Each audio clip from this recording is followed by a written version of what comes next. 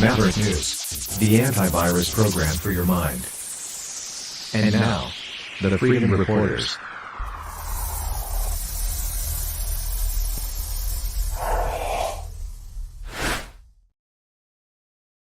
And therefore, I will ask that we ask a question or make a comment, and we provide time for an answer. And I will also let you know that the health of interpreters and the people who do their important work on Parliament Hill is paramount for me, because it's the way we advance the country with 2 official languages, and that's something I think most of us wholeheartedly believe in. So that is my signal to you once again that I would expect only one person speaking at a time, and that we maintain a little bit of eye contact to know that we want the floor to pass. However we do, we're capable of doing this. The clerk and I will maintain a consolidated speaking list of members wishing to speak. And today we have with us Ms. Katie Telford, Chief of Staff to the Prime Minister. And as a person who observes the Sikh faith, a member of the Sikh community, I do want to wish everyone celebrating a happy Vaisakhi. This is a really big deal in our community. So I just want to express that to everyone who is here in person and watching. So thank you. Ms. Telford, you will now have time for an opening statement, and then we will proceed to questions and comments from committee members. Ms. Telford, welcome to Prague. Thank you, Madam Chair. I thought I'd start by explaining my role and how I receive intelligence. My job is to advise the Prime Minister and manage the Prime Minister's office. A key part of my role is ensuring he receives advice and information from all parts of government so that he can make the best decisions possible. This includes briefings from the National Security and Intelligence Advisor, the NSIA, and other intelligence officials. I am usually with the Prime Minister for these briefings.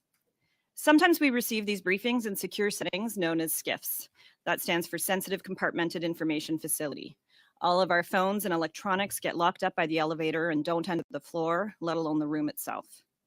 Other times, the NSIA will request that I read a document that is brought to me by a CRO, a client relations officer. The CRO hands me the document, supervises me while I read it, and takes it back. Sensitive intelligence is treated with the utmost care. There is a rigorous vetting process to obtain top secret clearance, which I have, and there are equally important obligations one must uphold to keep that clearance. That is because publicly disclosing what our intelligence agencies know or how they come to know it can irreparably harm Canada's national interests and put people's lives in danger. It can also threaten Canada's ability to obtain intelligence in the future because Canada is a net importer of intelligence. In my years in this job, I have seen a huge range of intelligence from all parts of the world. Some of it has been wrong, proven wrong, some of it right, some we may never know, or only with time will we learn if it's true. Even intelligence that is proven wrong can be useful. It can shed light on the motivations or the agenda of the source or a narrative that is being pushed. Intelligence often comes as fragments of information that then needs to be analyzed, assessed, discussed to understand what they really mean. And that work has to be done by situating those fragments in a wider context of information.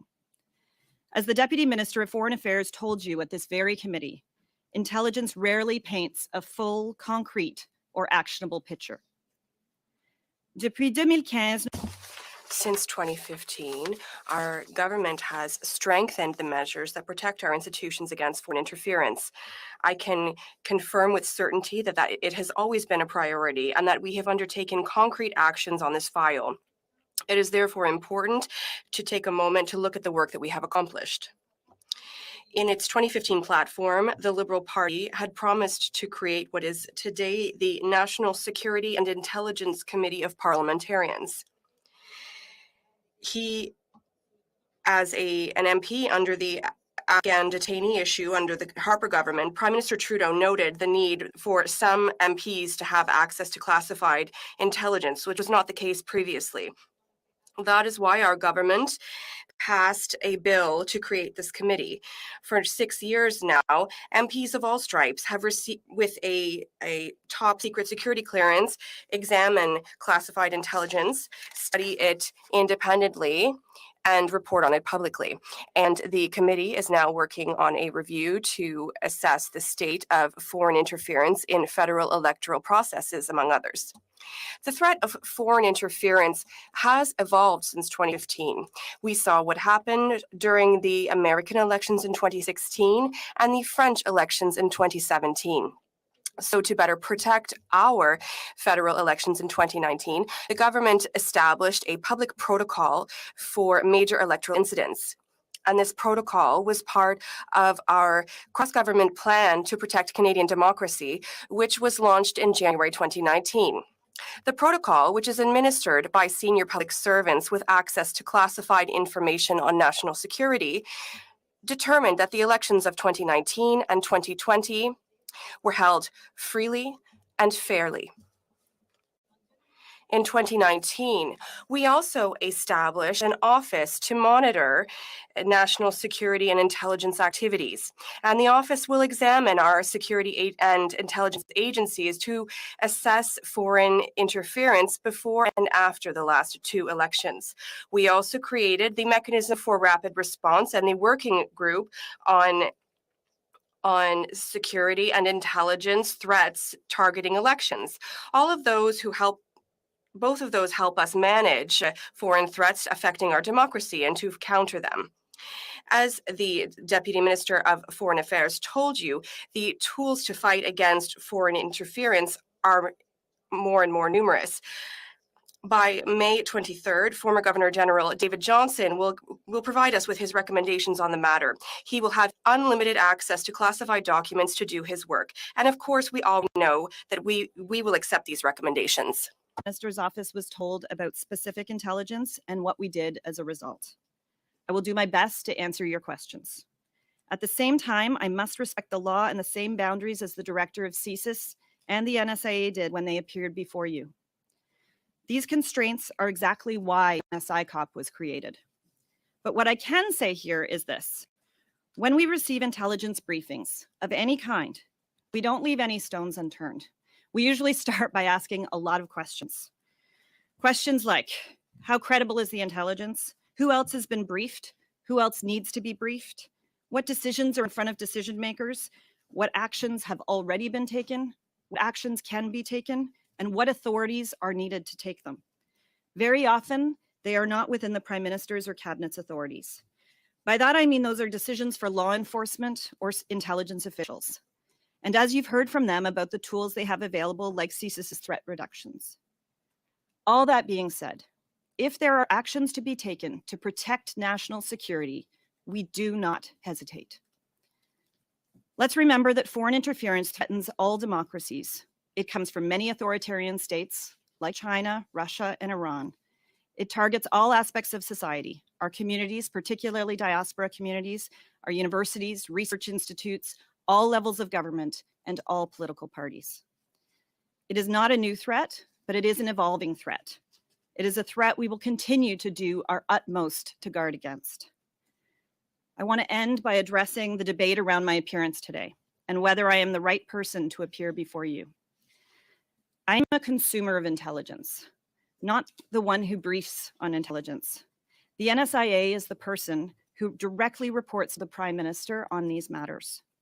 On top of that, for all the reasons outlined today, these matters are extremely sensitive, and the law limits what I can talk about in this public setting. Ultimately, I have accepted this invitation because I want Parliament to work.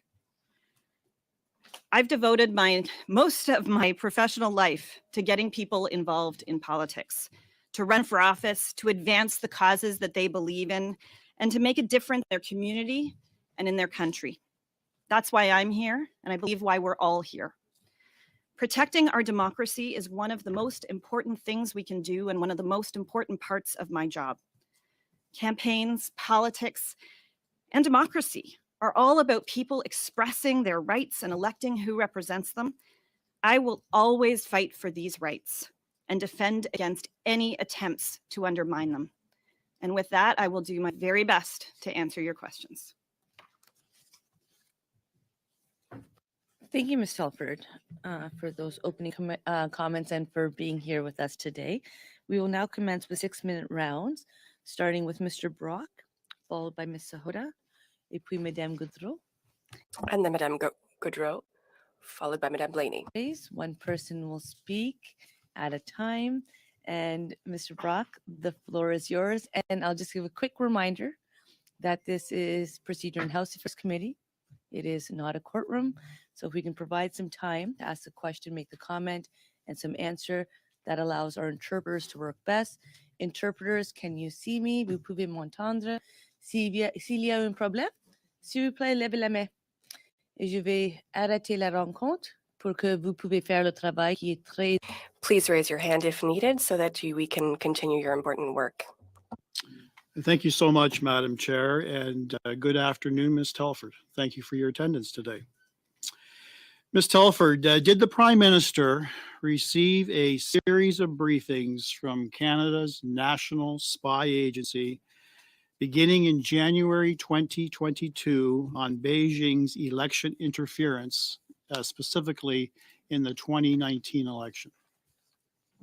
I believe you received from the National Security and Intelligence Advisor and from the Privy Council Office a listing of briefings that the Prime Minister has received on the subject. Yes, you're referring to the document that was undertaken by the National Security Officer, Jody Thomas, on March the 1st of this year that we received this morning at 10 o'clock in the morning. And I've looked at this, and there's no indication about any briefings in January of 2022. But noteworthy, the commentary on the beginning of page number 1 indicates the list is not exhaustive, as the records are not complete in all cases. And this only represents formal briefings as opposed to informal briefings. So I'll ask the question again. Did the Prime Minister receive a series of briefings beginning in January 2022 on Beijing's election interference in the 2019 election? Yes or no? I think, Madam Chair, the answer may have been given in the question, which is that in the preamble in the memo, it talks about how there's all kinds of conversations that go on about some of these topics that can't all be captured in terms of formal briefings. And you have the list of formal briefings that are provided in the memo. So I can take that as a yes, that he would have received some informal briefings in and around that time frame, January of 2022, as reported by Global News on November the 7th of 2022. I can't speak specifically to what was discussed in briefings over the course of those months and whether it was related to what was in the reporting. Again, Ms. Telford, I'm not asking for specifics. I'm asking you to confirm that is more than likely, in fact, it did happen, that you would have received briefings along those lines in January of 2022, notwithstanding that it's not repeated in this particular document that we got today. Did and more than likely, in my experience, are different things. I think it is quite possible that there were discussions throughout that time period around foreign interference. As I think the Prime Minister said yesterday, we have talked about these subjects a lot over many years because there's been a lot of activity and a lot of work that this government has done on this front. And the Prime Minister was briefed on China's Toronto consulate directing a large clandestine transfer of funds to at least 11 federal election candidates and numerous Beijing operatives who worked as their campaign staffers. That was the subject matter of those series of briefings in January of 2022. Are you confirming that? No, Madam Speaker, I can't, unfortunately, I can't provide information about what I have or have not been briefed on in an intelligence setting or in a public setting about intelligence. But what I can remind the members through you, Madam Chair, of is what the NSIA said when she was here actually on March 1st at this very committee. And she said the connection that was being made between 11 candidates and funds that you're describing, that was inaccurate. If this was completely inaccurate, if this story of Global News on November the 7th was completely inaccurate, you would have said so, your Prime Minister would have said so, your members of Cabinet would have said so. So I'm asking you specifically, apart from the issue of clandestine transfers to 11 candidates, the other subject matter of those briefings, is that false? Is that inaccurate in any way? I'm sorry, you might have to clarify the question, Madam Chair. You've highlighted that there was an issue with respect to the Prime Minister never receiving any information respect to the transfer of monies to specific candidates. I'm talking about the broader description of evidence and intelligence that was shared with the Prime Minister in a series of briefings in January 2022, as reported by Global News. Is that inaccurate? So, Madam Speaker, I can't speak to the reporting that Global News spoke about. I can speak to my experience, which is that there have been a lot of conversations over many years. It's why all the different mechanisms that I outlined were put in place leading into the 2019 election and the 2021 election. There were further steps taken in between those two elections. Thank you. Did the Privy Council Office prepare a document entitled Special Report, date stamped January 2022? Yes or no? I can't speak to that. Why? Because I'm not sure what document you're referencing. If you can give me some more information, I probably still won't be able to confirm whether or not it's something I saw, but I'd be happy to try. It was reported in the Global News of March the 8th. It was reviewed by Sam Cooper, the reporter. It was date stamped and finalized, suggesting it was intended to be read by the Prime Minister and senior aides, including yourself. It was derived from 100 CSIS reports from investigations beginning in January 2019 and produced by the Intelligence Assessment Secretariat, a division of the PCO.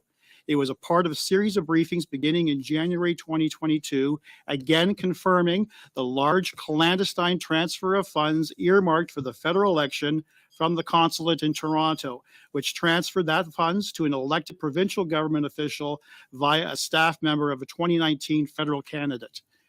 You are responsible ultimately for the PCO. The PCO is the arm of the Prime Minister. It's his own department. They report to you. You control the PMO. Are you suggesting that this special report, as prepared by the Intelligence Assessment Secretariat, did not occur? Okay, Ms. Telford, sorry, before I continue, I think as members of Parliament, we've all served in the House. And when you suggest you are referring to the chair in this role. Yes, I Mr. am. Prock, you are referring to me. No, I'm not referring to you. Through you, Madam Chair. I was hoping so. I did Through not you. hear those important through you two words, but I did appreciate for the most part the exchange. And I think it was nice that we were able to let pauses so the interpreters can do their work. But if we were going to be at a spot that we are perhaps putting words in other people's mouths, then I need us to go through the chair. Right. Madam Chair, will you allow the witness to answer the question? It will be coming out of possible later time, but yes, I would love to do that. Ms. Telford. So I should answer now? Okay. I just want to clarify because you, sorry, through the chair, the member was asserting a number of things about what I do, and I want to go back to what I said in my opening statement about my role. The Privy Council Office does not report to me. I manage the Prime Minister's office. I do, however, work very closely with the Privy Council Office, and there's some extraordinary public servants in there, including one who reports directly to the Prime Minister, the National Security and Intelligence Advisor, And I want to remind the room again, Madam Chair, of what she said, which was that the connection that was being made between the 11 candidates and essentially much of what you're saying there was inaccurate. Thank you, and I appreciate you keeping that brief, because I do try to make sure that the time of the question and answer are the same. And I will now proceed to Mrs. Sahota. Thank you, Madam Chair. First of all, thank you, Ms. Telford, for coming here today. I still hold the belief that staff should not be the ones that are held accountable, but I want to thank you for taking the time out to come today to make Parliament functional. It's important to see that you've done that at many times during your time here as Chief of Staff, and not many others have ever done that. So I think that goes to show that you are a leader. However, I think some of the things that have been implied, which you've clarified, the fact that a Chief of Staff controls PCO is untrue. And you've in your opening remarks made it quite clear that many times as a consumer of intelligence, you do your due diligence in terms of finding out what has been done, what can be done, and whether you even within the office of the Prime Minister, anyone has authority to do so. And so I think that is really important. And maybe we can get to some of what Mr. Brock is trying to get at. And I think perhaps what we need is a better understanding of how you get briefed on intelligence, and specifically what type of intelligence is brought to your attention, by whom is that intelligence brought, and what happens exactly in specific circumstances when you receive that. So thank you, Madam Chair. Intelligence comes to us in many different forms from many different parts of the government, though it all ultimately funnels through the Privy Council office and the NSIA in terms of what comes directly to us. And so they kind of bring together so many different parts of government where intelligence can get collected, from the Global Affairs Department to D&D and CSE. There's glorious number of acronyms that can sometimes and not always roll off the tongue easily, but they produce all that information, and then it comes into the PCO Intelligence Analysis Unit that will pull it together and determine what needs to make its way to the Prime Minister. And the NSIA, as I mentioned earlier, will flag some information that she will want read.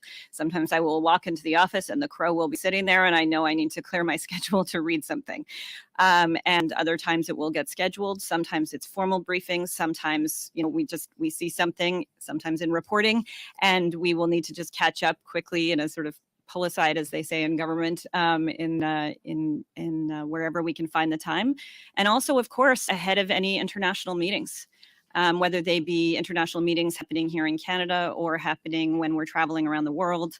It's particularly important because we work very, very closely with our allies on all matters to do with intelligence as well, particularly our Five Eyes partners.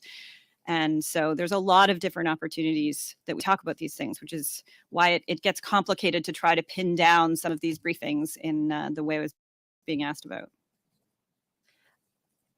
I guess I'll move on to part of your role is making sure that the Prime Minister gets the best information. So through these briefings, I'm assuming that at times it seems like from your description, it's just you getting briefed on some of the matters.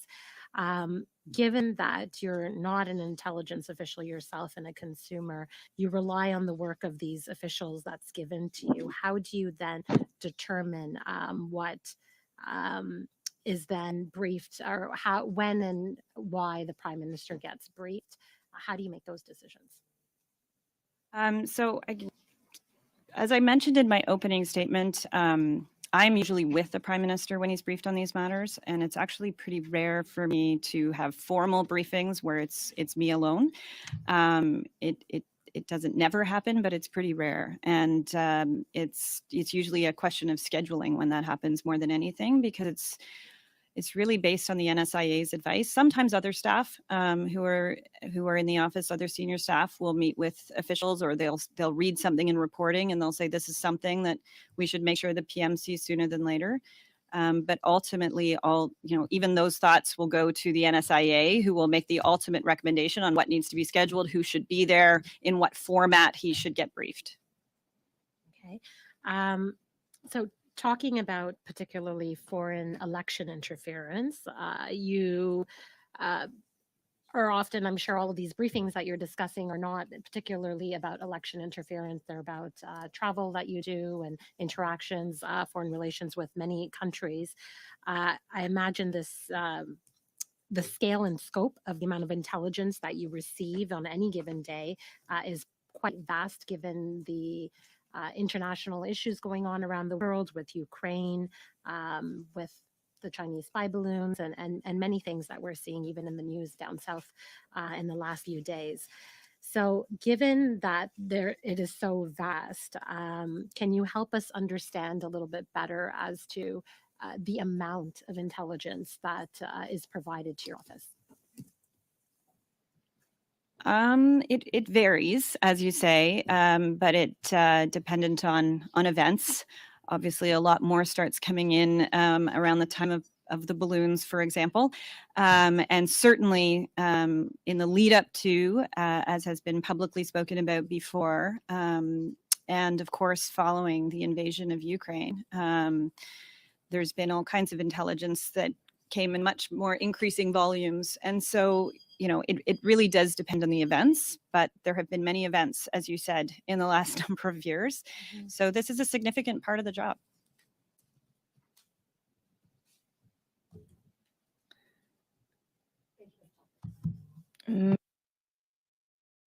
Maintenant, on continue avec... And now we are continuing with Madame Gaudreau. Since we have two official languages, you may choose to speak in the language of your choice. Ms. Telford, I know you speak French very well, but we don't have a lot of time.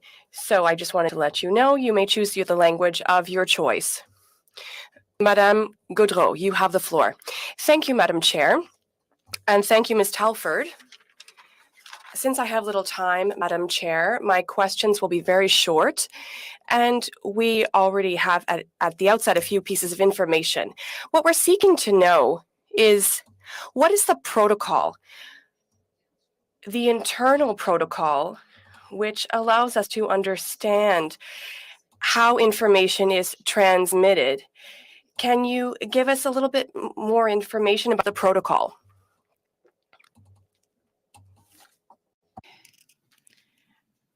It largely, as I said, and this is why, there's a question around whether I'm the right person to be appearing here. And so, as I said, I'm going to do my best because and I apologize, I'm answering in English. I just want to make sure I'm getting it right and I can speak faster. It's largely run through the NSIA. I mean, that is who governs all the gathering of intelligence, and it's actually why the Prime Minister actually changed the title. It was the NSA when we came into government, and he actually inserted the word intelligence into it because that is such a huge part of the function of that function. And so they will gather, working with all the public servants that work for her and working with other security agencies across government, all the information on whatever the given issues are in any given week. There's weekly briefs, there's daily briefs, there's informal briefs, there's formal briefings. It really depends on what's going on in the world. Thank you very much. My question is even more specific, Madam Chair. Given that the advisor, the NSIA, is there to guide you and inform you of what is urgent and important, my question is, what are the criteria? What are the signals that allow us to know that, as you say, Madam Chair, as Madam Telford said, that there's a red flag, that we need to be concerned? What are the criteria about the NSIA's advice?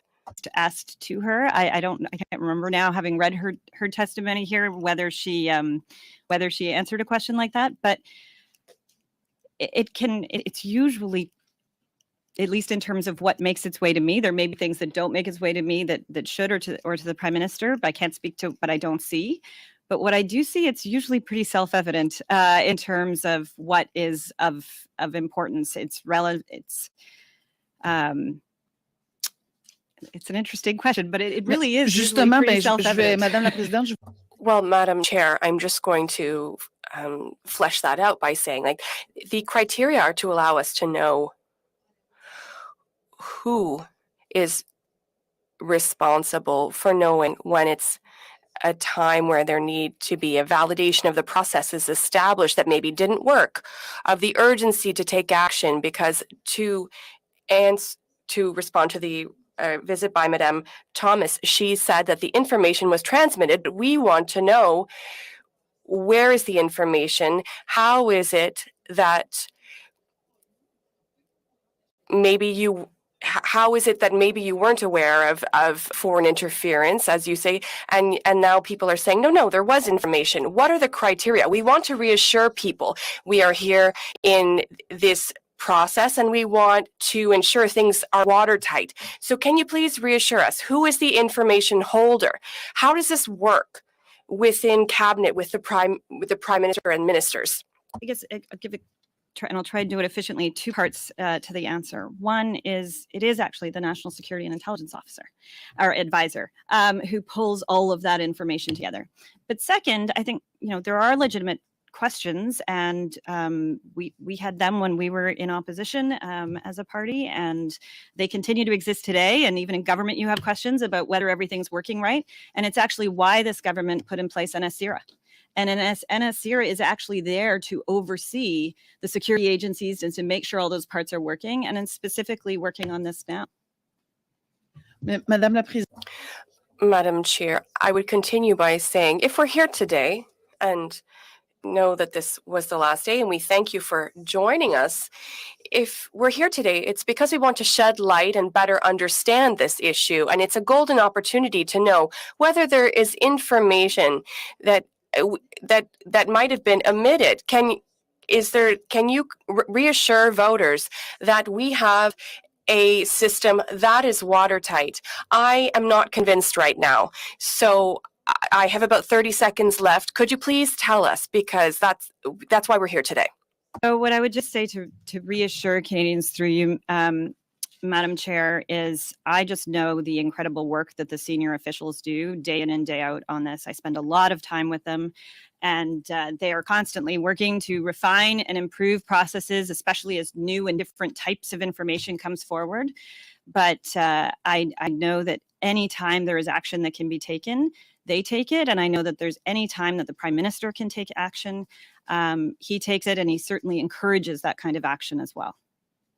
I think I have a right to one more question. Madam Chair, could our witness tell us whether there is information that she is keeping within cabinet and that is not shared either to ministers or the Prime Minister on foreign interference? No, there's not. If I'm understanding you correctly, there is nothing that is ever kept from the Prime Minister. Certainly not by me. Merci. Thank you. Madame Blaney? Well, thank you so much, Chair. And as always, everything that I say goes through the Chair. And I want to thank our witness for being here on this important issue.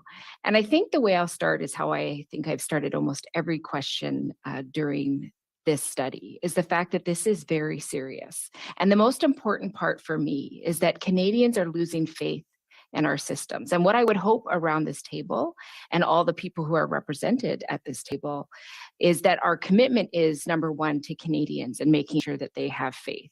And what has happened around foreign interference in our elections is that we've seen Canadians losing more and more faith. And that's where I am concerned. So my questions to Ms. Telford are simply this. We have seen the Liberal MPs in this committee repeatedly point out that the Mahara-Arar public inquiry was really effective on shedding light on intelligence leaks and providing Canadians with transparency, even when the government at the time was providing misleading information regarding Mr. Arar. Given that even your former colleague, Gerald Butts, has called for a public inquiry, do you think one is needed? I think, as I mentioned in the opening statement, that for the very reasons you set out in terms of the importance of this issue, the seriousness of what we're talking about, the need also to take it out of the partisan arena, and that it's an extremely complex issue for some of the reasons I laid out and for a number of other reasons I'm sure you've touched on in committee over time. That this is why the Prime Minister walked through a number of actions he took and a number of different follow-ups that are ongoing as we speak. As I just mentioned in a previous answer, there's So NSCRA. sorry to interrupt. I certainly don't want to hurt the interpreters because they are very important to us and provide the ability for us to do our work. So I'm just, it seems to me that you're not interested in really answering the question, because what we're seeing is more and more distrust from the Canadian public. And I think a public inquiry would make a difference, because then people would see it come out of the partisan sphere. And right now it's having to stay in the partisan sphere because action is not being taken. So I'm just wondering, have you ever advised, through the chair, of course, the Prime Minister against launching a public inquiry? And if so, why? So let me try again on answering your question. I was certainly trying to. I think a lot of people look at the what's become known as POIC, the public inquiry that went on last fall in response to the Emergencies Act, and saw it having worked as another example. You spoke about another inquiry and said, why not do this? And there have been many discussions on this front, as you know, at this committee and in many other forums, including in our office and with the Prime Minister on this.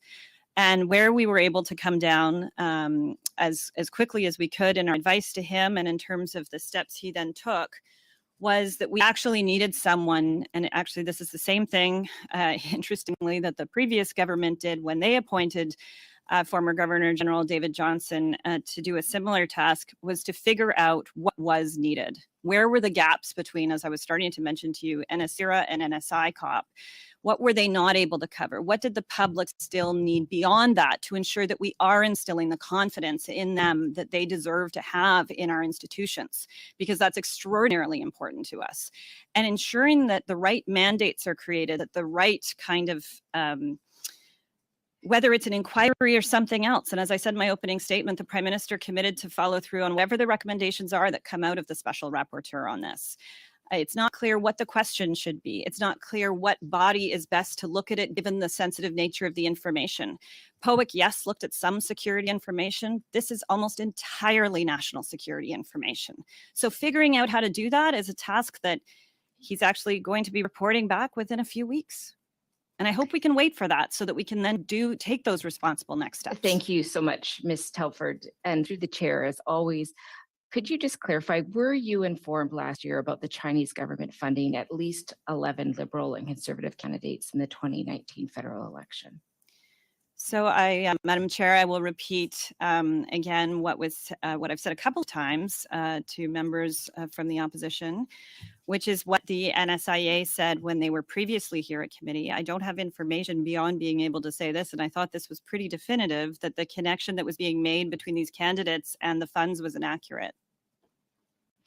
Okay, so I'm sorry to be upsetting you on these questions, but the Prime Minister said, let me be clear. I do not have any information, nor have I been briefed on any federal candidates receiving any money from China. So it feels like we got a clear answer, and I'm not getting that clear answer from you. So I'm just trying to understand this. It doesn't seem to make sense. And, you know, I am not one to bring in staff members lightly. I take the role of people who are in charge really seriously.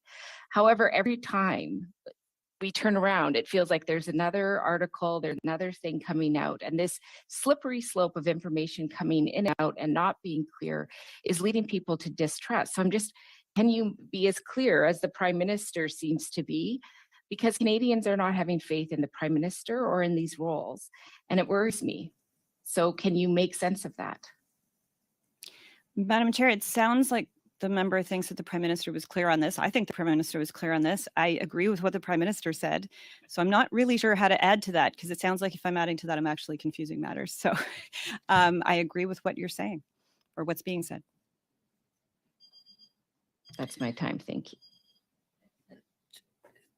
Thank you, Mrs. Blaney. We will now enter to the second round of questions, and we will start with Mr. Cooper, followed by Ms. O'Connell, suivi par Madame Normandin. Followed by Madame Normandin and then Madame Blaney, Mr. Berthold, and Madame Romanado. Thank you very much, Madam Chair. Thank you, Ms. Telford, for appearing.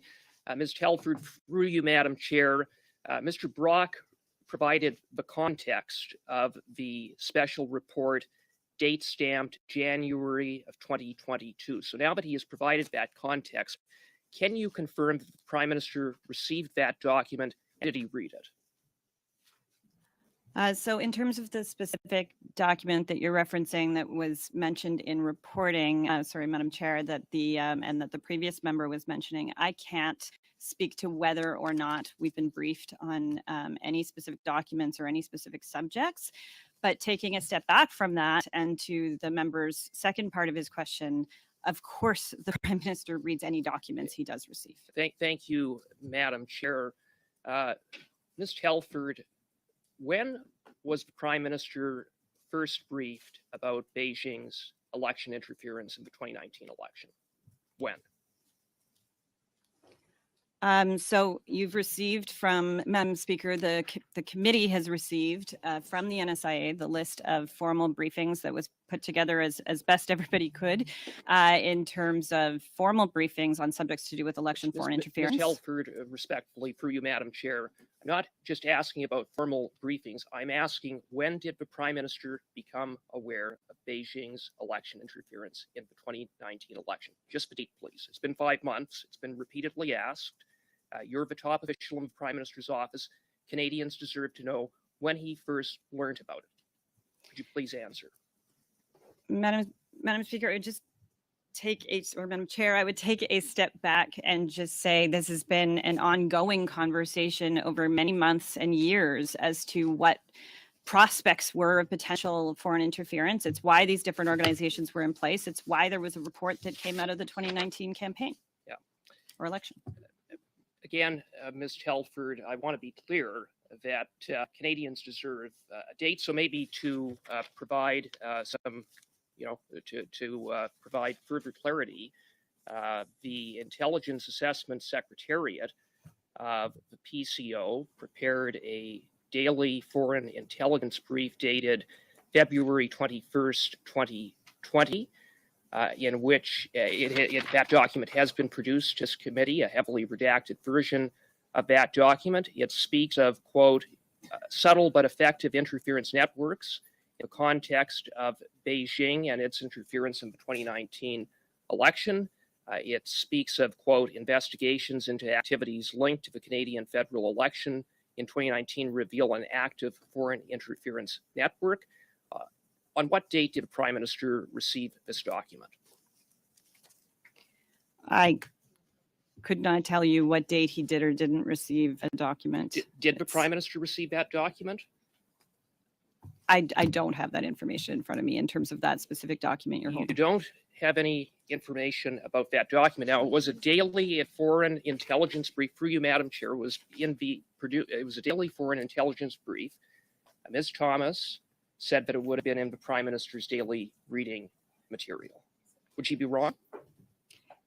It may have been. I am not suggesting she's wrong. It's that I can't speak to where he was that day. Sometimes briefs come in a whole bunch of different formats because those kinds of pieces of information are not just floating around. So I don't know whether he got a verbal brief that day, whether he got a weekly wrap up that week, or whether this was a daily one that he had on his desk. This document has been widely reported. It's one of the very few documents that have been produced to this committee, and it's highly relevant to the question of what the Prime Minister knew and when he knew about Beijing's election interference. And your inability or refusal to answer whether the Prime Minister had, in fact, read this document, was briefed about it, is troubling.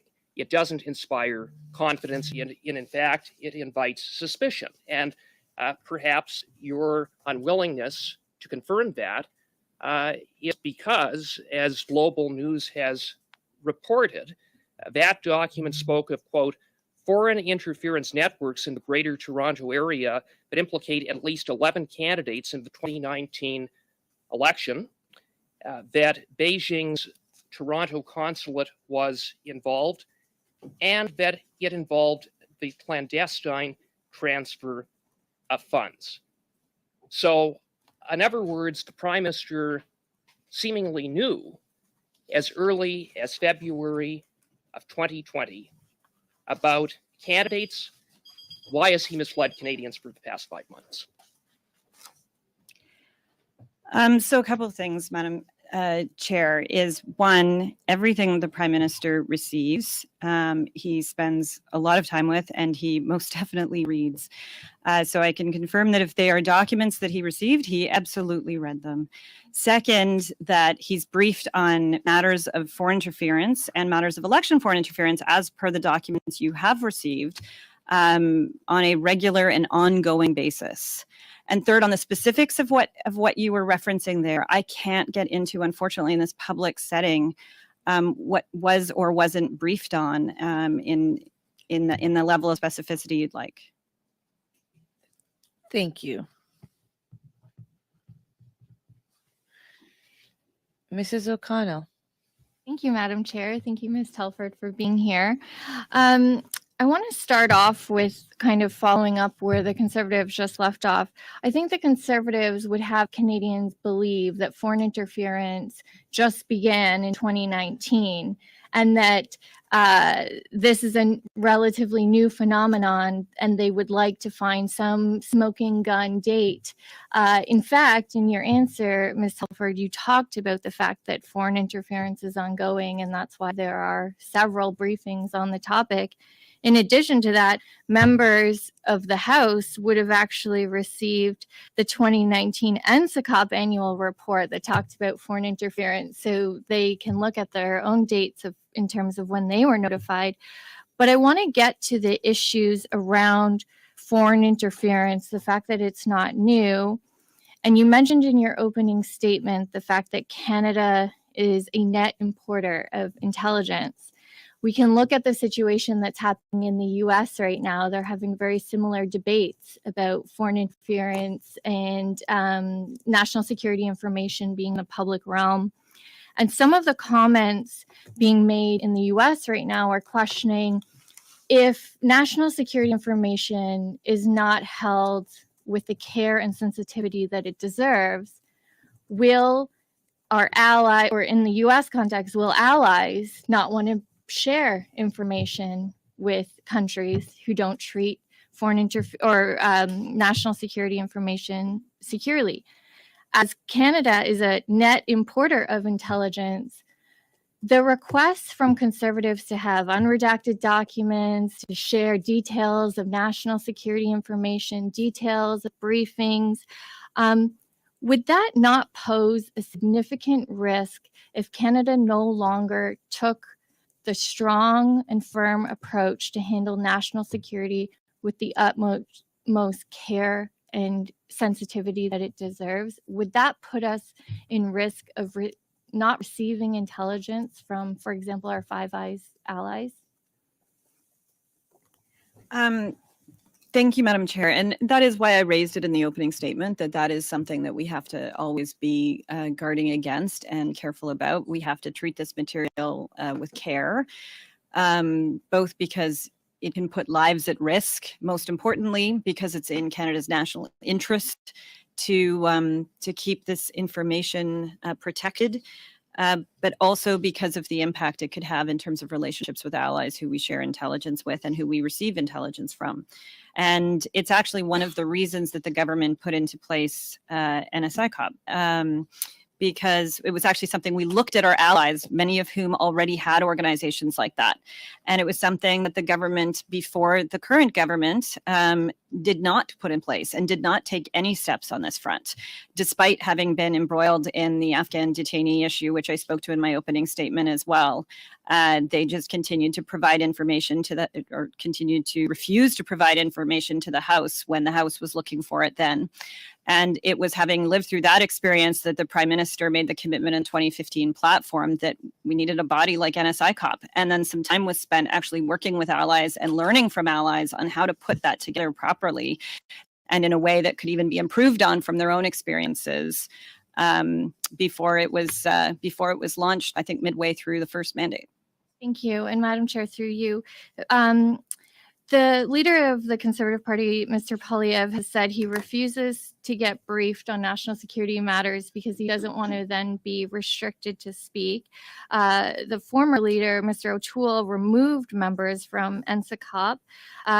There were statements that the now leader of the Conservatives, but when he was the Minister of Democratic Institutions, didn't take action on strengthening our democracy because he felt it wasn't in his partisan issues. Yet, Conservatives continually remove their members from learning the facts of the national security situation going on in this country in a secure way.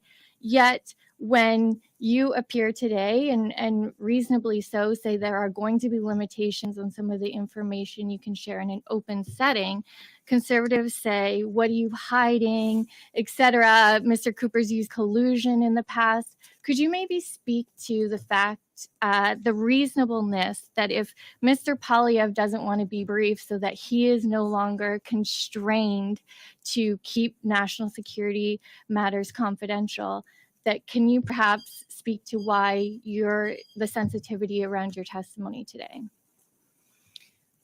Just very briefly, I do sign documents that are declarations of indoctrination when in order to become cleared, and I take those things very seriously. And I think, as was mentioned, Madam Chair, even the leader of the official opposition takes them so seriously that that's why he did not want to be briefed or cleared. And so I think it sounds like people understand why I can't speak to these things.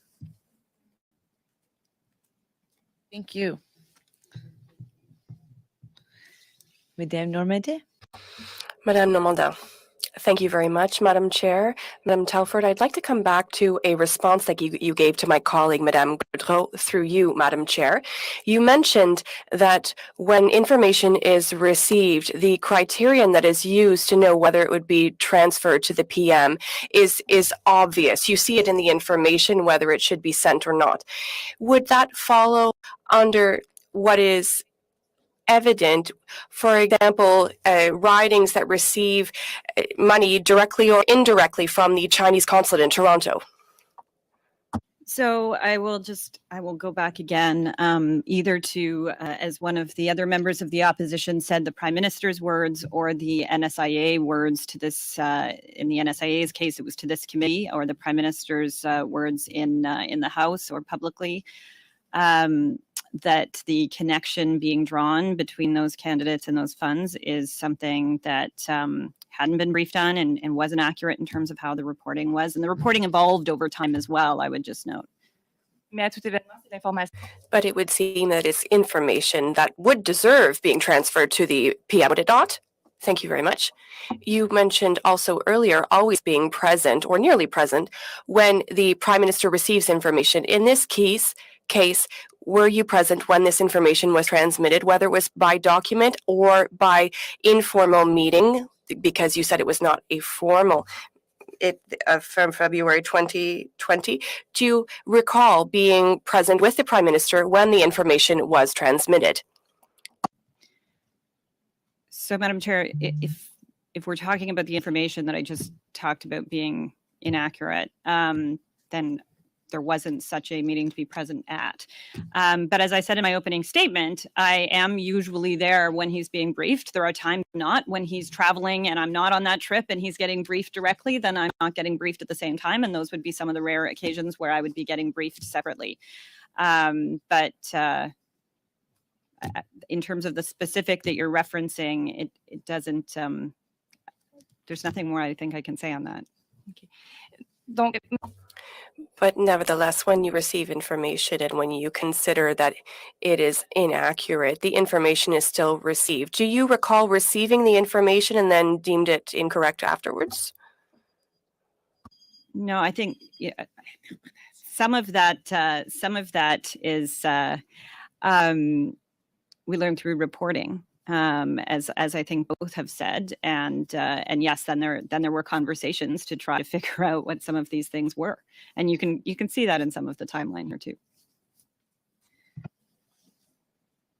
Merci. Thank you.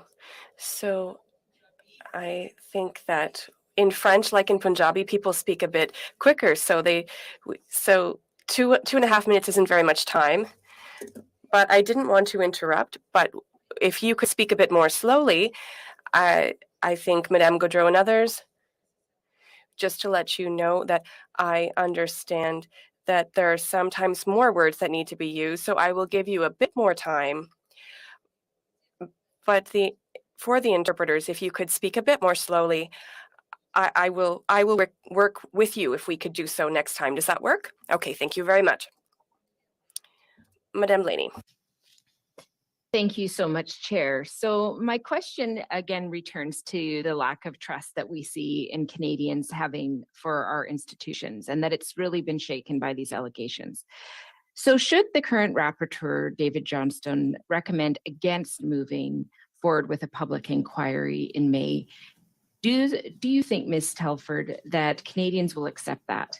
Do you see any scenario where not moving forward with a public inquiry will help? I think I don't want to presume on what the special rapporteur is going to recommend, the government and the Prime Minister has committed to following through on the recommendations and to when they come forward, and it's not very long from now. So I think we need to make sure that we follow through on that as expeditiously as possible, so that we can all together across all parties build trust and continue to build trust in what is a troubling issue for everybody. We all should be working on this together. So, I think you mentioned earlier in your testimony, through the chair, of course, a past example where there was a rapporteur that was set up in place before an inquiry. I just want to be clear that in that case, the terms of the inquiry was the focus of the rapporteur, to actually look at what those terms would be and how they would be followed. So right now, the process that's happening in Canada is sort of, we're giving a broad brush to a rapporteur to just sort of tell us what to do next. It seems like that's the take of the government. Instead of saying what is going to be transparent and clear for Canadians. We know that there's been a lot of things said. It's become very partisan. There's a lot of distrust in our institutions, which concerns me greatly. So I'm just wondering, I understand that you were trying to say that there's been rapporteurs before inquiries, but I think it's clear that we also know that those rapporteurs were set up to create the spectrum of what the inquiry would look like. This is very different. So I'm going to go back to the original question, which is, do you think Canadians will stand for it? And in the sense of the role that you play with the Prime Minister, is there any concern there that the voice of Canadians is not being heard and what they need isn't being delivered?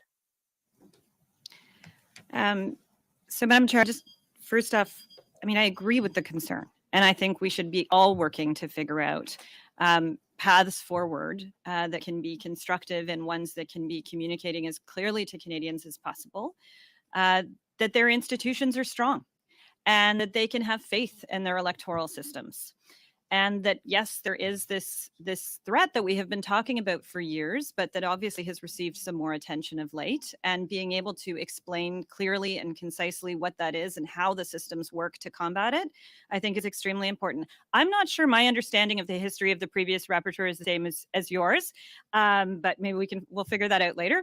I think, but answering your final point, I think it's extremely important that we all figure out the answer to that.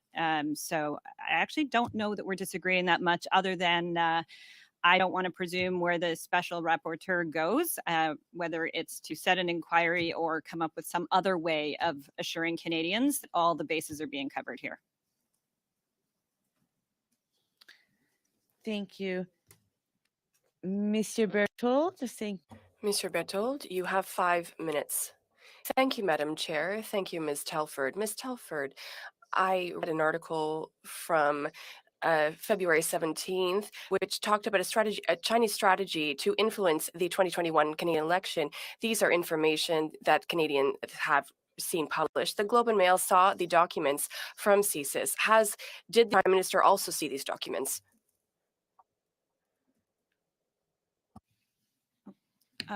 I can't unfortunately speak to specifics of what the Prime Minister has or has not been briefed on in all of this. But as I said before, in taking a step back from the specifics of your question, the Prime Minister has been briefed regularly and gets information in a variety of different ways on what was happening around election interference in the last 2 elections. Merci, vous avez Thank you. You already said that. Did you see these documents? The answer would be the same for me. des documents The documents that were shared with our Five Eyes allies, with the governments of France and the Germans, that were reported on in the Globe and Mail, that Canadians were made aware of in newspaper articles. The Prime Minister certainly saw these documents, did he not? As I said, I can't get into what the Prime Minister has or has not been briefed on in terms of specifics of intelligence. It's frustrating, I know, for me as well, but it's for very important reasons that I laid out in my opening statement. Je vais essayer de vous aider. I'm trying to help you, Ms. Telford. In the days that followed the report in the February 17th by the Globe and Mail, the Prime Minister himself said in response to questions on these documents, "We are very concerned by the leaks, particularly because there is so much inaccuracy in the leaks." So the Prime Minister himself commented on the content of this report. What revelations by the report of February 17th were inaccurate, as the Prime Minister said? So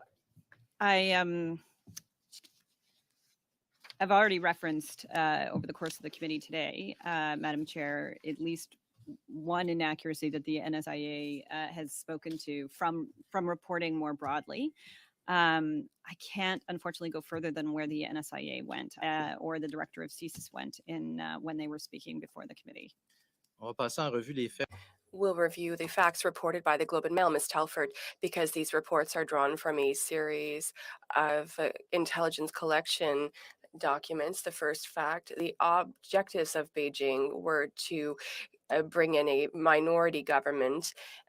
Was that inaccurate? Was that what the Prime Minister was referring to as being inaccurate? There have been a number of things we've been following up, obviously, on the reporting throughout the last number of months, and there have been a number of things that don't add up in the way that we know them or that Merci. officials are able to tell us about. Thank you.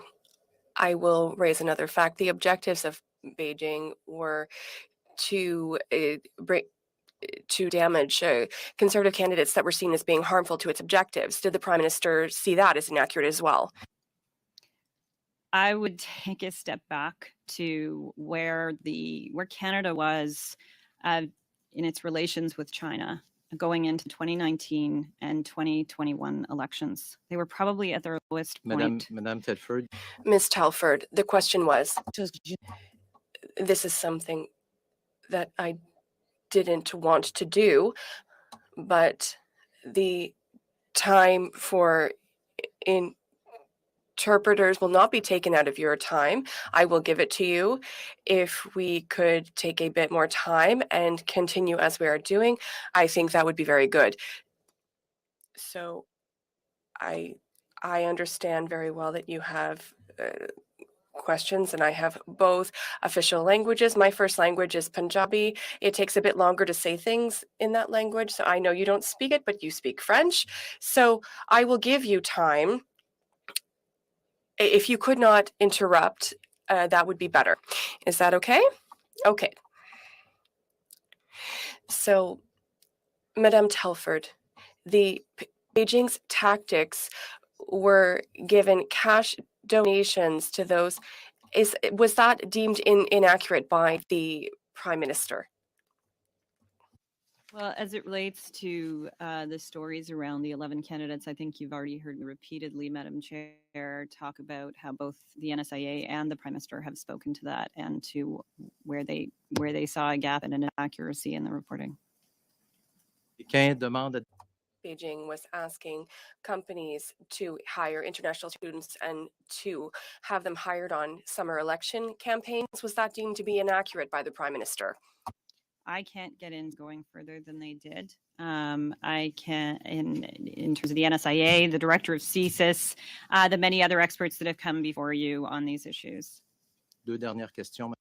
Two last questions, Madam Chair. Some political campaigns were seeing a difference between the donation and the amount reimbursed. Is that deemed inaccurate by the Prime Minister? I would just say on matters related to fundraising and donations, Madam Chair, and I think all members here are very familiar with this. I certainly am from my days as a past campaign director. There are very robust election finance laws in this country, and actually they were made even more robust and transparent under this government. And if there were concerns there are methods to investigate any fundraising anomalies that are seen or alleged to have happened. Merci. Thank you. Thank you very much, Madam Chair. Madam Telford, the Prime Minister is very quick to reveal when information is false. And there is another thing that I would like to talk about in the article. The diplomats from the Beijing consulates, including former heads of consulates, were made statements that were false. Did he deem this inaccurate when there was so much inaccuracy in these articles that he commented on the report, the CSIS report himself, and you refused to make any comments on them yourself? Madam Chair, I appreciate that we are now quick to respond to things when I thought we had been told many times we have not been quick to respond to things in the past. And part of the reason we haven't always been able to be as quick as, boy, we wish we all could be in responding to questions on this is because this information and the subject matter is just so very important, that it's so important, as I said in the opening statement, that when you're getting fragments of information, not only to figure out what those fragments are and where they situate, but to put them into a broader context. And being able to figure out what you can and can't say publicly is not something that I should be sitting here doing. And that's why I set out in the beginning, I've got to respect the boundaries that were set by the National Security and Intelligence Advisor and the Director of CSIS when they were here before me. Merci, Madame. Thank you, Madam Telford. Ms. Romanado. Thank you very much, Madam Chair. And through you, I'd like to thank Ms. Telford for being with us today.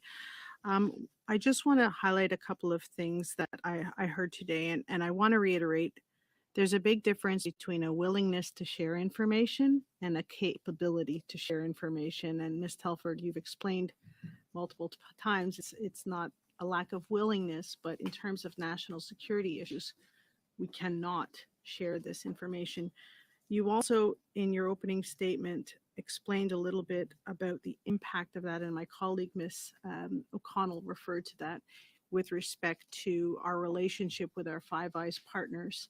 The issue of foreign interference in elections is not something new.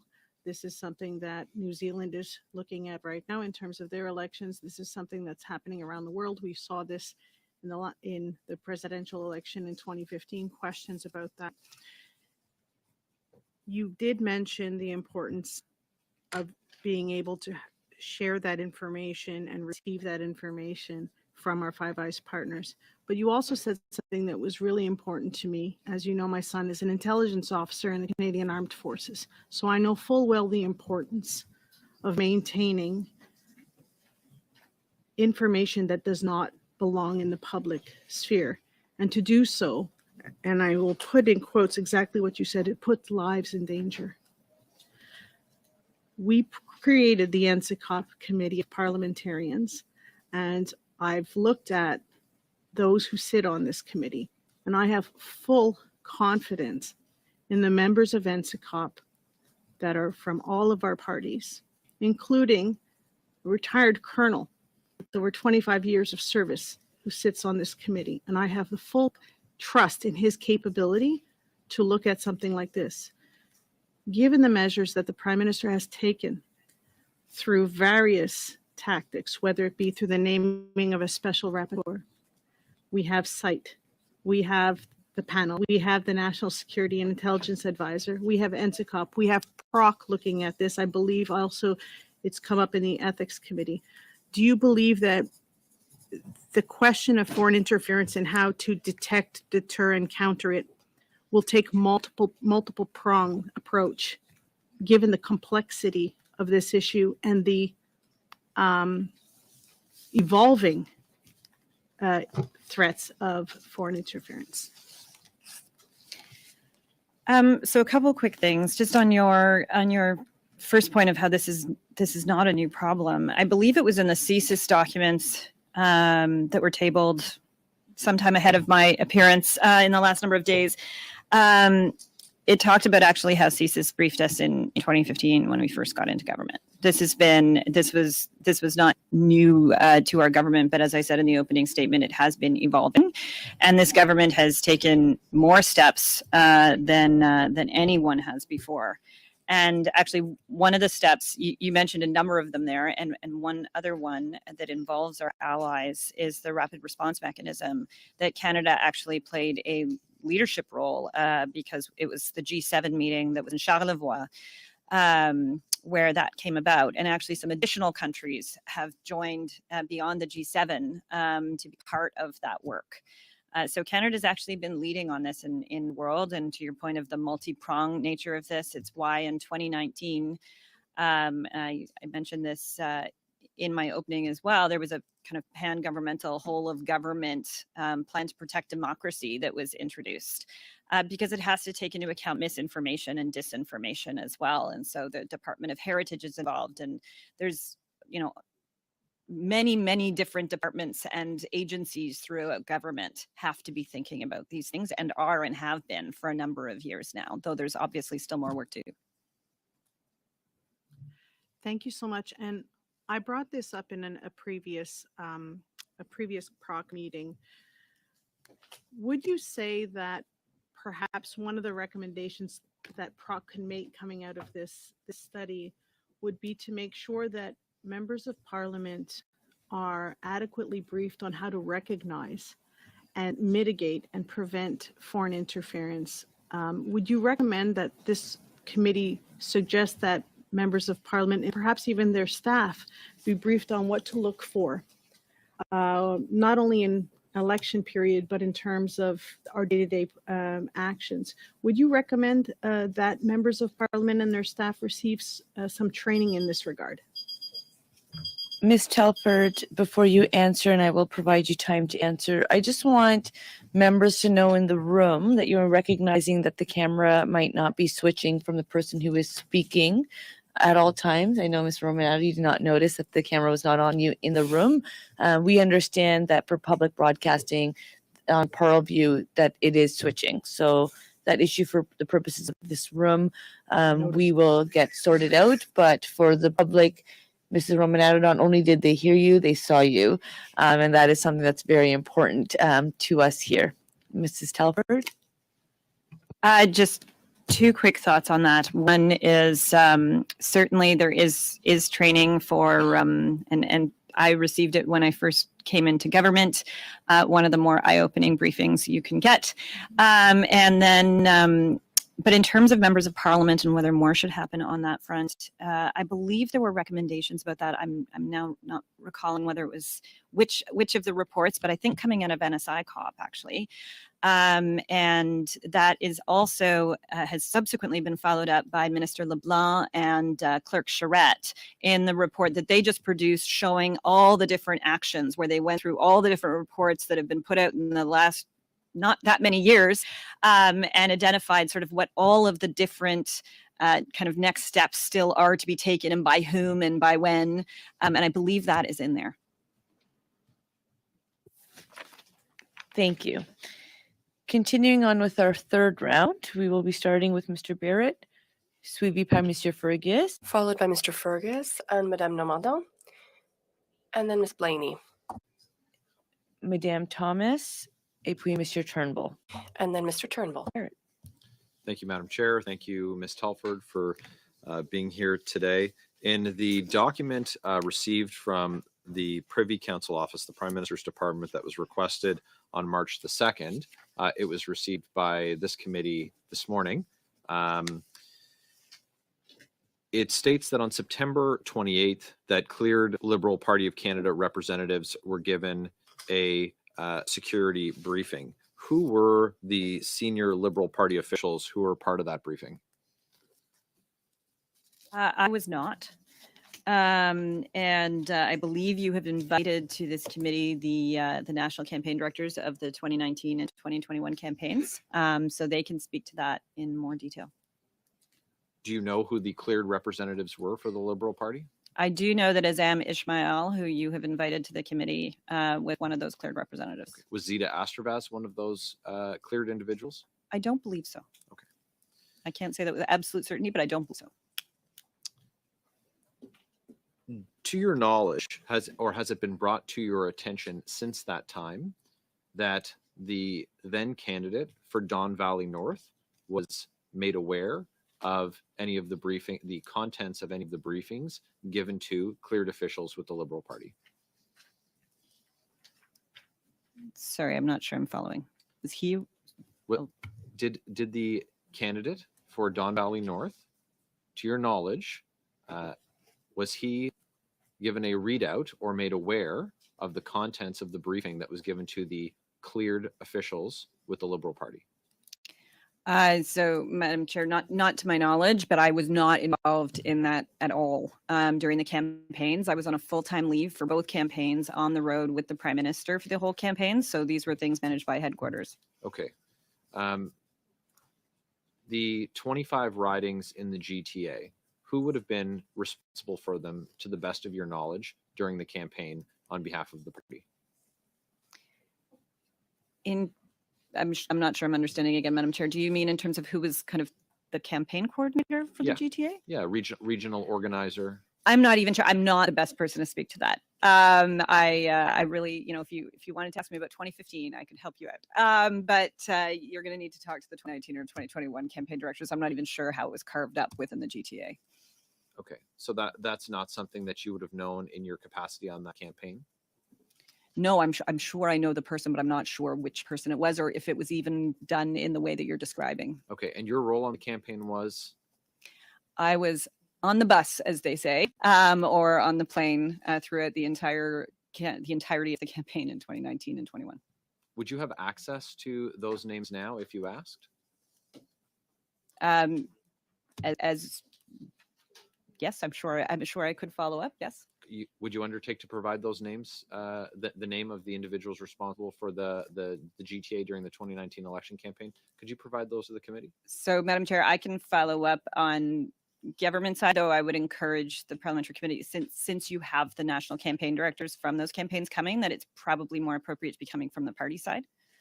Yep, but just to be clear, you're going to. I will take it back and Thank see you very what I much. can do. So there were media reports that there was an urgent briefing given to the cleared Liberal Party officials. And it would be helpful to know, again, in that same context, we will ask the Liberal Party officials when they come what their list of cleared officials were. If you could make the same inquiry and provide that information to us, and you've indicated to the affirmative? Yes. Okay, thank you very much. That would be incredibly helpful. Because this speaks to, of course, the concern that information was made available to these officials who would then, it would be reasonably expected that they provided it to the Prime Minister, which is what you said. If you receive the information, you share that information with the Prime Minister. Yes, and Madam Chair, I have every confidence that they would talk to the Prime Minister about anything they found out.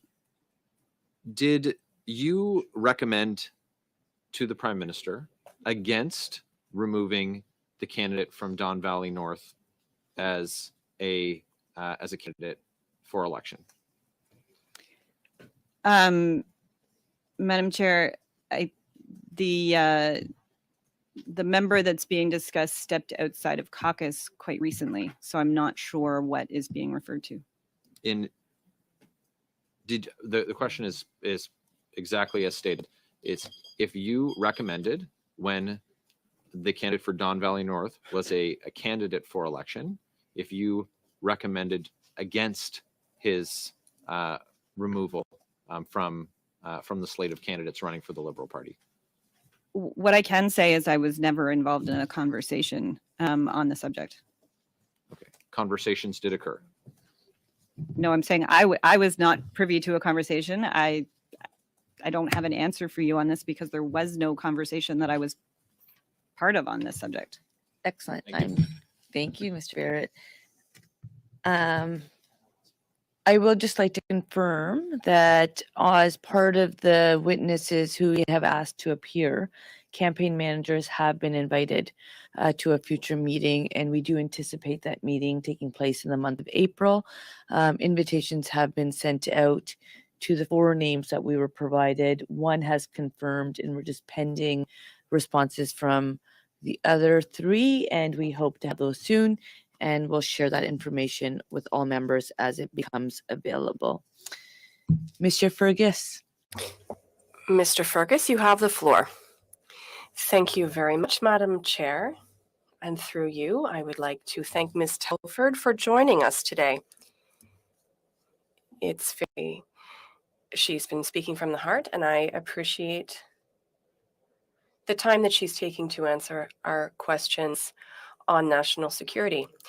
Ms. Telford, you mentioned in your statement something that, in my opinion, wasn't fully appreciated in many of the hyper-partisan discussions on the topic. When we are dealing with foreign interference, a large part of what needs to be done, the measures to be taken, are protected by politicians. It would be completely inappropriate for politicians to be informed. For example, CSIS transmits information to the RCMP or the Federal Election Commissioner so that they can launch inquiries. And it is not up to politicians to direct investigations. Once again, it would be completely inappropriate. In your experience, do these organizations, do they already have cabinet permission to act and use the powers and tools that are available to them? I certainly believe so. This would be the kind of thing, again, that NSIRA, for example, or NSICOP, through their different purviews, could be making recommendations on if they did see any gaps. But they certainly, law enforcement and security agencies have a number of different authorities that they do not need, nor should they have prime minister or cabinet authorities in order to proceed on. So just to confirm, it's not up to the Prime Minister's office to direct the activities of the RCMP or of CSIS? Absolutely not. Not at all. Thank you.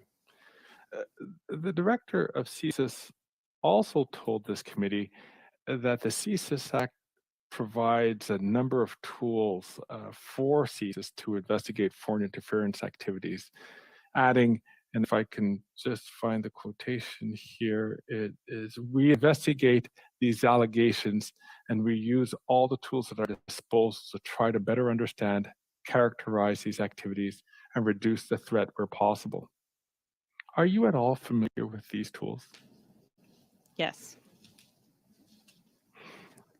Are these, can you provide that are these tools, as far as you know, satisfactory?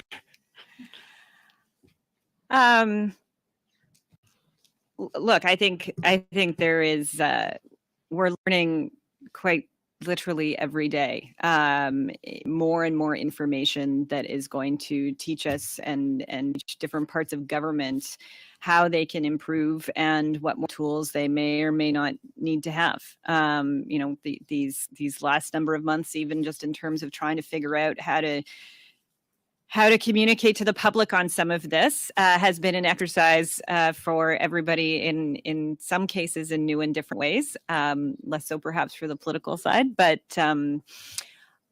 I think the tools have been used more than they ever have before, is what is my understanding. And I think you heard that from David Vigneault when he was here as the CSIS director. and agencies are talking to each other regularly, and they brief up regularly to ministers, to Prime Minister, to each other. And it's because this has been, as I said, while it's not a new threat, it is a evolving one. And obviously, as one of the other members here said, there's been a lot of events in the last number of years.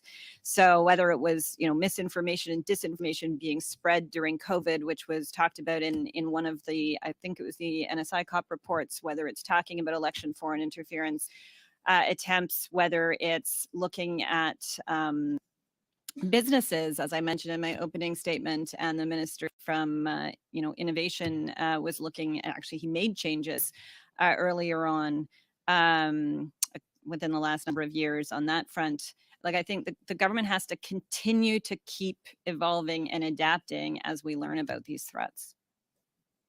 I appreciate that. If I can sneak in one last question. The Foreign Affairs Deputy Minister, David Morrison, told this committee that the cabinet directive on the protocol states very clearly that whenever national security agencies become aware of an interference, they must consider all options to effectively address the interference.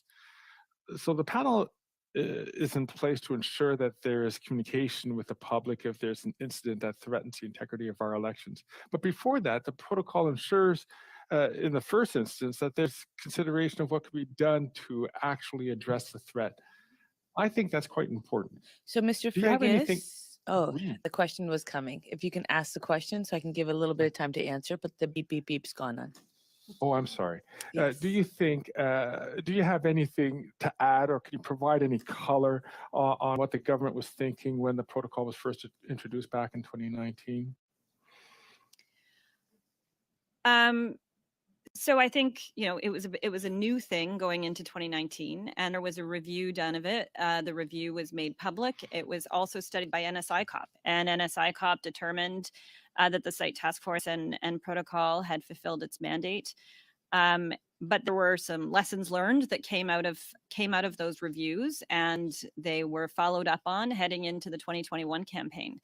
And now there are some further lessons learned that we've all seen in terms of the review coming out of the 2021 protocol and panel experience. One of those areas actually is in communications and figuring out how we, going to an earlier member's comments around instilling trust in Canadians and ensuring we're always building trust with Canadians and institutions. That's one of the areas that it talks about needing to be worked on. And I think, a great area of a great area for parliamentarians to really give some advice on as well. Thanks, Ms. Telford. Thank you, Madam Chair. Thank you. Madame Normandin. Madame Normandin, you have the floor. Thank you very much. Madame Telford, you mentioned earlier that there was no information is hidden from the Prime Minister. Is that correct? We had testimony 2 weeks ago at the Ethics Committee that for about 40 years, CSIS tried a number of times to sound the alarm about foreign interference to several governments. If CSIS is sounding the alarm about information that is important, do I understand that systematically a meeting would be organized with the PMO so that the information is transmitted? Yes, and it could even be, if there's an alarm being sounded, the meeting could happen with the Prime Minister extremely quickly as well. Sometimes these things happen same day. And it's, one of the frustrations actually with some of the commentary on all of this has been this this feeling that there aren't channels to do that. And I know that if it had ever been brought to my attention, if it had ever been brought to the Prime Minister's attention that there was something that was being missed, we would have acted on it. I would have ensured he knew about it, and I know he would have acted on it. That hasn't been the experience. Anything that has come forward, as I said earlier, he has acted on. Merci. Thank you. From that moment when we were reassured that CSIS was sounding the alarm, that the information makes it to the Prime Minister, who deems whether the information is correct or incorrect? Is it CSIS? Is it Madame Thomas? Is it you in partnership with the PM? Is it the PM alone who judges the quality of the information? Who is it? In my opening statement, when we'll go off into into skiff, it's usually a group of people. Usually, always, as the NSIA wrote in her memo, she's almost always there. Sometimes there will be other senior officials as she deems appropriate, dependent on what we're talking about. The Prime Minister, of course. I am usually there, as I said in the outset, and then sometimes there will be some other senior staff there as well. And it's really important that we take the intelligence and we talk it through. And if we need other experts to come in and be able to answer other questions, then that will get scheduled immediately. Yes, Mamada. And then who makes the decision to do in-depth research or not on certain topics? I mean, largely I would defer to the experts, though, through our peppering them with questions, which we do a lot of, as I said earlier, that can sometimes lead to even more needing to happen. And if you would allow me, when you refer to the experts, who are you referring to? Considered the heads of our security agencies, and then the experts that they will sometimes bring with them. An expert from a particular, who specializes in a particular region in the world, for example, or who specializes in a certain form of intelligence collection or that kind of thing. Those would be experts in my view. Okay, merci. Okay, thank you. So when we ask it, I am the one who say it aloud, and you continued, and that doesn't work for me. So please know that we have very little time and we must maximize it. So I gave you a bit of extra time, and I think that it's up to me to say yes or no, and so I'm saying it. Jimmy. Ms. Blaney, 2.5 minutes. So much, Chair, and of course, as always, everything through the Chair. So I hear very clearly, Ms. Telford, that you trust the Right Honourable David Johnston in his role as rapporteur, and that's fine. What I am saying is that I trust Canadians. I trust their need to have trust in our electoral institutions, to be able to have these serious allegations addressed in a way that honors a national security and the need of Canadians to understand what has happened. How is Canada protecting itself? Is there any corruption that we should be concerned about? And how can Canadians have faith in the election process in the future? In my opinion, that can only be done through a public inquiry. So I guess what I am trying to understand is, what is the resistance from both the Prime Minister, the PMO? What is the resistance to giving Canadians a process that they can quantify, that they can see, that takes it out of the political sphere? You and I do definitely agree on that issue. You know, I find frustrating to hear from some of the Conservative members that if you don't say this, then it means big problem over here. But I also don't like the sense that I think Canadians are having, that these big concerns are being minimized. Look at all the things we've created. Don't worry, there's no problem to see here. I don't believe that Canadians agree with that. So it feels like we're having this tug of war, and what we're forgetting in that tug of war is the accountability that Canadians require to have faith in our institutions. So I ask again, what is the resistance? Why can we not move forward in this way so that Canadians have assurance that their institutions are working, responding to the changing reality that we're in, and that we can have faith in those systems? Madam Chair, I would just like to start by saying it was suggested perhaps that the member trusts Canadians, and that's something different than my own point of view on things. And I just want to say it is exactly because I trust Canadians that I do what I do, and that I believe in elections so much, and that I believe in the protection of our elections. And it's also why the government has taken the many steps that I've already outlined, and many more that I didn't have time to get to over the course of our time in government. And it's not so much resistance as it is actually making sure we are setting up the right things, that the right environment is being chosen to be able to dig into the matters that you're talking about, so that those exact questions you're talking about can get proper answers. Thank you.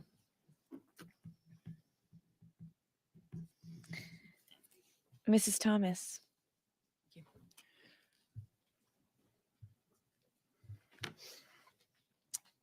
Ms. Telford, on February 13th, the Globe and Mail reported that in 2019, a CSIS briefing to the Prime Minister's office and the Prime Minister's Chief of Staff, who of course is you, warned about the connection that the former Liberal MPP from Markham Unionville had to the Beijing consular. The nation's spy agency, CSIS, told the Prime Minister's office and you that the MPP should be, quote, on your radar, and that, quote, someone should reach out to Mary Ng to be extra careful, end quote. As he was her campaign co-chair, of course, in 2017 and was lined up to do the same job in 2019, did the Prime Minister's office advise the current Minister of Trade to distance herself from the former Liberal MPP from Markham Unionville? So a couple of things on that. I believe the minister has already spoken to the fact that the individual you're talking about was not a co-chair of her campaigns. Two, I can't get into, as I've said before, I can't get into the specifics of what you're describing as to whether it did or did not happen, whether we were or weren't briefed on it. But what I can, just to take a quick step back and try to give you a little more than that, is it's okay. Memos, though, usually don't make those recommendations. So that might be helpful. Just for clarity, he was in fact her campaign co-chair in 2017, so you cannot deny that. And was lined up for 2019, but then promptly dropped within a matter of time of this report being released. So that's just an interesting fact for the public to consider. I would also remind you, Ms. Telford, that you do have the ability to talk about the extent and the timing of briefings.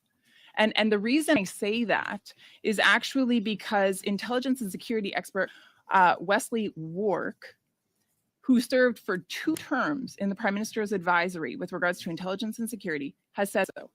So if he says that you can provide those details, I'll take his word over yours. So let's just start on that platform, shall we? No, no. I'm going to pause your time. That's great. I'm not sure what's happening here. And I feel like we've been doing a really good job. I was actually saying that because the line of questioning has been so fruitful that perhaps we should try to get in a little bit of extra time past 2 o'clock just to make sure that we do get the information that we are requesting. As I said at the top of the meeting, as I have repeated, this is not a courtroom. It's a Procedure and House Affairs Committee where members of Parliament sit and we do important work. Comments are made through the chair. And Mrs. Thomas, as someone who has chaired committees very well, you know very well the important work we do as chairs. So I will ask you that comments be made through the chair. The floor is back yours.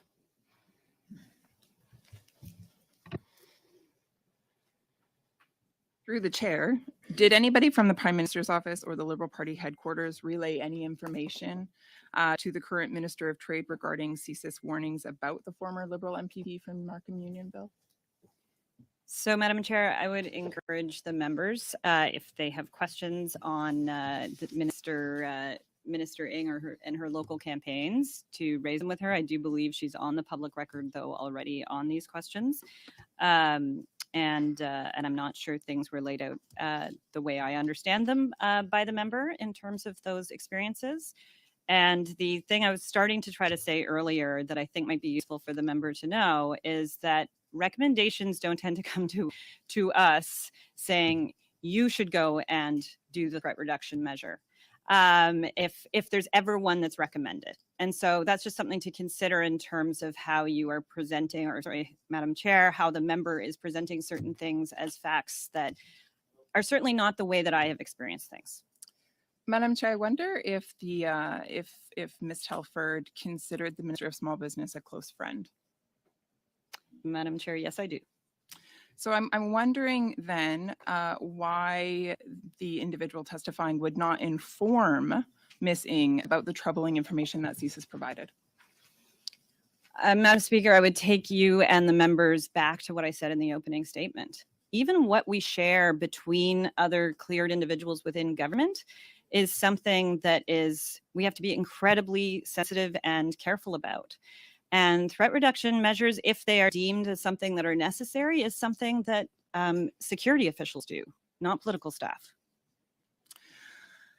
In June 2017, at Ms. Telford's request, the National Security Advisor prepared a document entitled, quote, Memorandum to the Prime Minister. And a draft of this memo was viewed by Global News, and it states that Beijing agents were assisting Canadian candidates running for political offices. I'm wondering what prompted Ms. Telford to request this memo. So as I said in my opening statement, I ask a lot of questions in a lot of meetings, and sometimes my name also gets attached to things, even when it's not coming directly with me, I have learned over time. But what I would just say, Madam Speaker, while I can't speak to the specifics of this memo for the reasons I've said previously, my understanding through the reporting is that this was an unsigned memo, and it's particularly strange and not my experience to receive unsigned memos in PMO. So I'm wondering then, through you, Chair, did the Prime Minister receive the memo? It was requested. Madam Chair, my previous answer stands for that question as well. The previous answer was that the Prime Minister receives and reads everything. I don't even know what's happening. We're doing so good. So we set a timer. The timer beeps at the end of a round.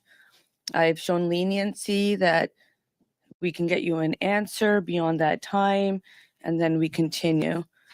I can ask to see if that timer needs to be louder, but it's been working so far, so I feel like we're in a good spot.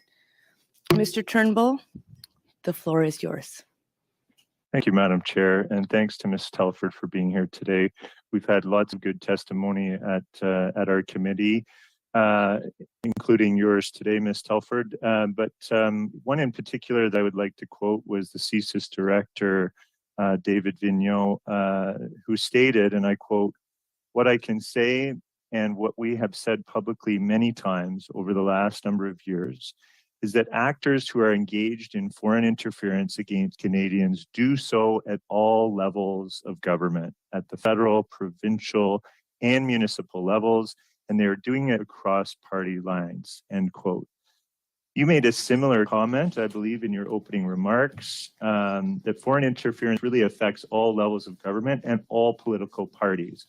Unfortunately, I think in our proceedings and throughout many months now, we've seen a highly politicized environment, which is unfortunate. And we've seen some members of this committee indeed try to use this issue to score cheap political points, really at the expense of our democracy, I feel. So, Ms. Telford, do you think that Canadians are really well served by those trying to make this into a partisan issue? No, I don't. And I think there's a lot of, and I've seen this obviously at times, but not as much as I think we would all like, is to bring this into a non-partisan arena, or even a multi-partisan arena, right? I mean, that's the interesting thing in terms of some of the mechanisms that are in place that this government created, because there was nothing before this government, certainly nothing anywhere close to the things that this government has put into place, is that one of the mechanisms, NSICOP, is multi-partisan. So I almost think of it as nonpartisan because the work that comes out of it and the way in which they operate, it feels that way, in contrast to sometimes what we see in other places. But it is actually a multi-partisan place that is all parliamentarians with full access. They are cleared and get full access on the subjects that they are studying.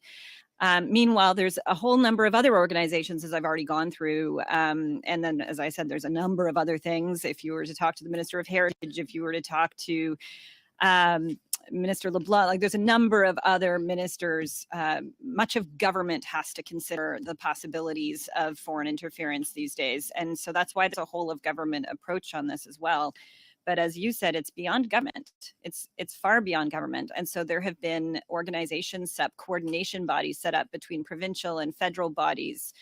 There have been new kind of communication channels set up between security services and financial sectors and businesses and all kinds of things that have been going on the last number of years that would be really worthwhile everybody who hasn't already learning even more about, because I think these are things that could give comfort to Canadians to know that all these steps have been being taken and that it is being taken this seriously, not just by this government, but by the whole country, because holding our institutions strong and being comfortable that our democracy is working, there's nothing more important than that, I don't think, for Canadians.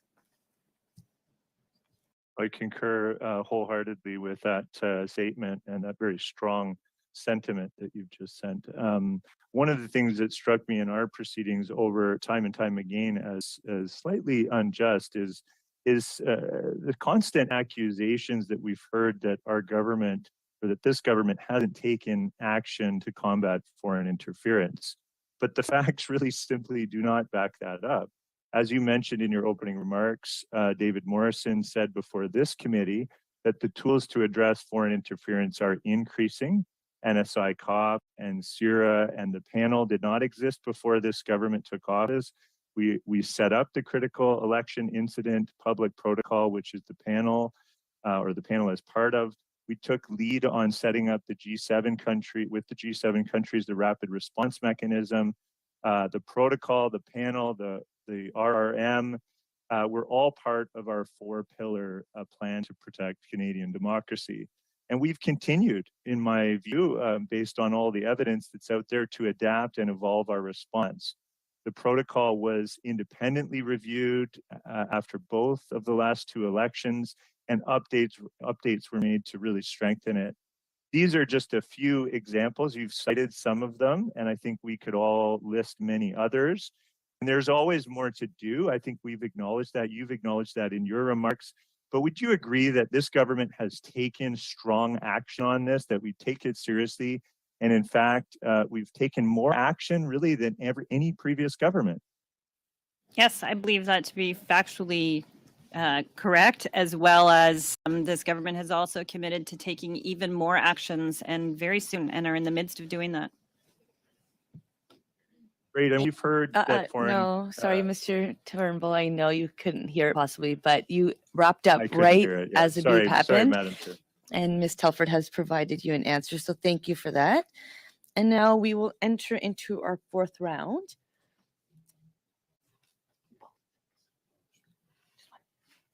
We're going to start with Mr. Cooper, followed by Mr. Zuberi, Madame Normandin, Mrs. Blaney, and then I'll get you 2 more names, and that will bring us to an end. Mr. Cooper.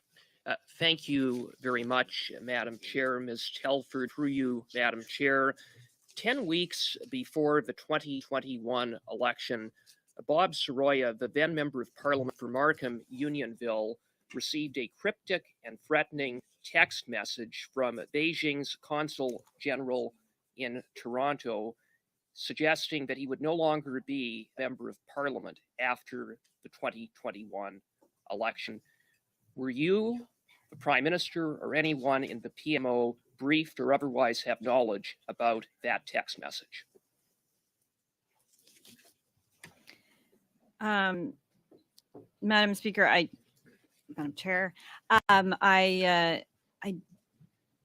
can't speak to this information, and I can't speak to that information. You I'm sorry. can't speak to the information because you don't know? Why can't you speak to this information? No, and because, as I said before, as frustrating as it is for all of us,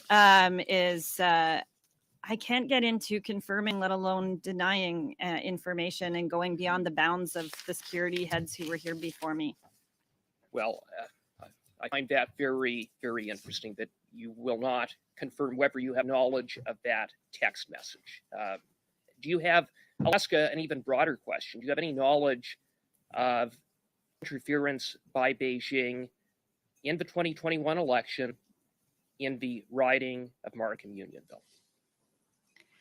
I can't speak to specific pieces of information. As you know, I was not declared representative during the campaign. Sorry, as through the chair, the member knows I was not declared representative during the campaign. But in terms of what I have been briefed on subsequent to the campaign, and you will have seen a lot of this come out of the review of the panel's work during the 2021 campaign. So broadly speaking, yes, I have been briefed on attempted interference and influence during the last elections. And that occurred in the riding of Markham Unionville, yes or no? I can't speak to that, Madam Chair, in terms of the specifics. Another convenient non-answer.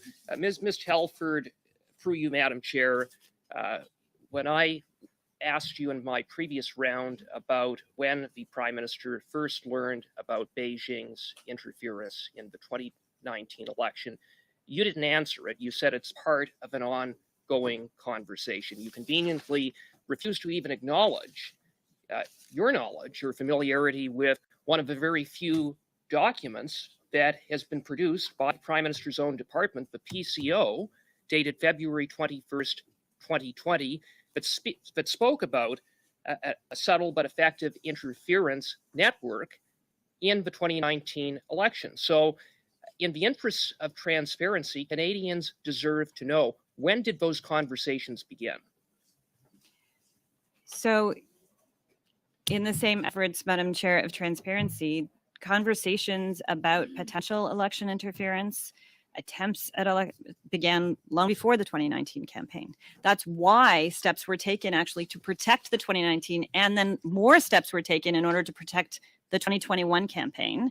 And I think it's really important that it be said in this committee, because it should be said as many times as possible, that experts, very senior, trusted public servants have come out saying that those elections were fair. Madam Chair, no one is disputing that the overall outcome of the election in 2019 and 2021 were not affected by Beijing's interference, but if even one riding was impacted, that is a problem. You acknowledge that there was interference by Beijing in the 2019 and 2021 election. I hope you at least acknowledge that much, Ms. Telford. Madam Chair, I assume when the member talks about Beijing all the time, he's speaking about China foreign interference. And yes, I have acknowledged that right in the opening statement that there was foreign interference by a number of states, and that's written into the reports as well. Very, very good, Madam Chair. Then, Ms. Telford, through you, Madam Chair, the advice of CSIS to Prime Minister is that the policy of a government in response to foreign interference should be grounded in sunlight and transparency, and that such interference be made known to the public. That was provided in a briefing to him on January 21st, 2021, another one of the few documents produced to this committee. Why is it that in the face of your acknowledgement of Beijing's election interference and the advice that CSIS provided to make such foreign interference known, the Prime Minister instead kept Canadians in the dark? Madam Chair, I will be quick on that and just say, you know, it's rare for the member and I to agree on anything, but what we can agree on is the importance for transparency and sunlight and growing confidence for Canadians in our institutions. And it's for that reason that our government took steps to protect the elections that had never been taken before. Thank you, Ms. Telford. Mr. Zuberi. Thank you, Madam Chair. And thank you, Ms. Telford, for joining us today. Or actually quotes from testimony that actually was given at this committee before by Mr. David Morrison, Deputy Minister of Foreign Affairs. He spoke about the limitations and caveats around intelligence. He said to this committee, let me simply say that intelligence rarely paints a full or concrete picture, or actual picture, I should say. Intelligence almost always comes with a heavy caveat and is qualified in a way designed to caution consumers, such as myself, he's referring to himself, the Deputy Minister, from jumping to conclusions, while at the same time helping us at least to gain a little more awareness. He continues, now I, for one, am very glad we live in a country where even information of unknown reliability is passed up the chain, because that allows people like myself, again the DM, daily consumers of intelligence, to begin to form a picture of what might be going on and the steps that might be needed to be taken if information turned out to be accurate or part of a larger pattern. He continues, but let me say it is extremely rare to come across an intel report that is concrete enough to constitute a smoking gun. Intelligence is much more a game of disparate pieces of information, many of which don't seem to fit together, at least initially. He continues, in this context, I would like to make a final point. Intel that gets leaked is taken out of context. For example, a report from a single corroborated source If that report instantly becomes taken as fact, this can be prejudicial to Canada's national security. There is nothing our adversaries would like more than to divide Canadians and to call into question our very institutions that keep Canada safe. I know you spoke about this in your opening statement. Would you like to elaborate a bit further on the DM's comments in relation to this and his previous testimony? I would just, and it's something that might be worth, so thank you for that, because I think it's worth pausing on a little bit more something I said in my opening, which is sometimes the intelligence is wrong. The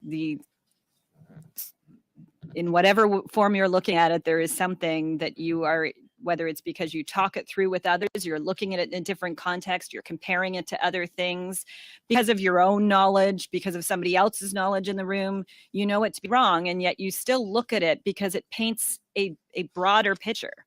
You still leave it in there because it's useful to even know that there's that information that's being spread out there or that's being stated somewhere for some reason. And if that is taken completely out of context, then no one has the opportunity to put it into that wider context, to know what is true and what isn't true. Also, some of it you need to take time with to be able to figure out its veracity. And that is why we have people who specialize in analyzing this information, who get to know the whether it's from a region or a community, whether it's domestic or foreign, but where they're looking at it and able to become expert in it over time, or come into the job being expert and give us that best advice that unfortunately Canadians aren't able to get in the way that some of this has been coming out of late, but that I'm really hoping that through the good work of NSI COP and NSIRA and potentially other things that the special rapporteur will give us advice about, that Canadians will be able to get a better sense of the picture. Thank you. And another question I'd like to touch upon is last month, the Minister of Public Safety launched a consultation about having a foreign influence registry, I should say. And this is a critical step that we should be taking, this consultation and potential action on that. We know that diaspora communities are they face the challenges of foreign interference. Diaspora communities are impacted by this. The CSIS director, the CSIS director came before committee and said that CSIS has been clear that the principal threat to Canada comes from the People's Republic of China. But to be clear, he continued, the threat does not come from the Chinese people, but rather from the Chinese Communist Party and the government of China. Indeed, we are keenly aware that Chinese communities are often the primary victims of the PRC's foreign interference efforts in Canada. This distinction that he's making between the government and the Chinese people is critical. Would you like to elaborate on that? No, I'm really glad you raised that, and it's something, I mentioned it very, very briefly in my opening statement about the impact on communities, because this isn't something that is only an election focused issue. Foreign interference is much broader than that, and has been going on for some time in all different parts of our communities, but particularly diaspora communities.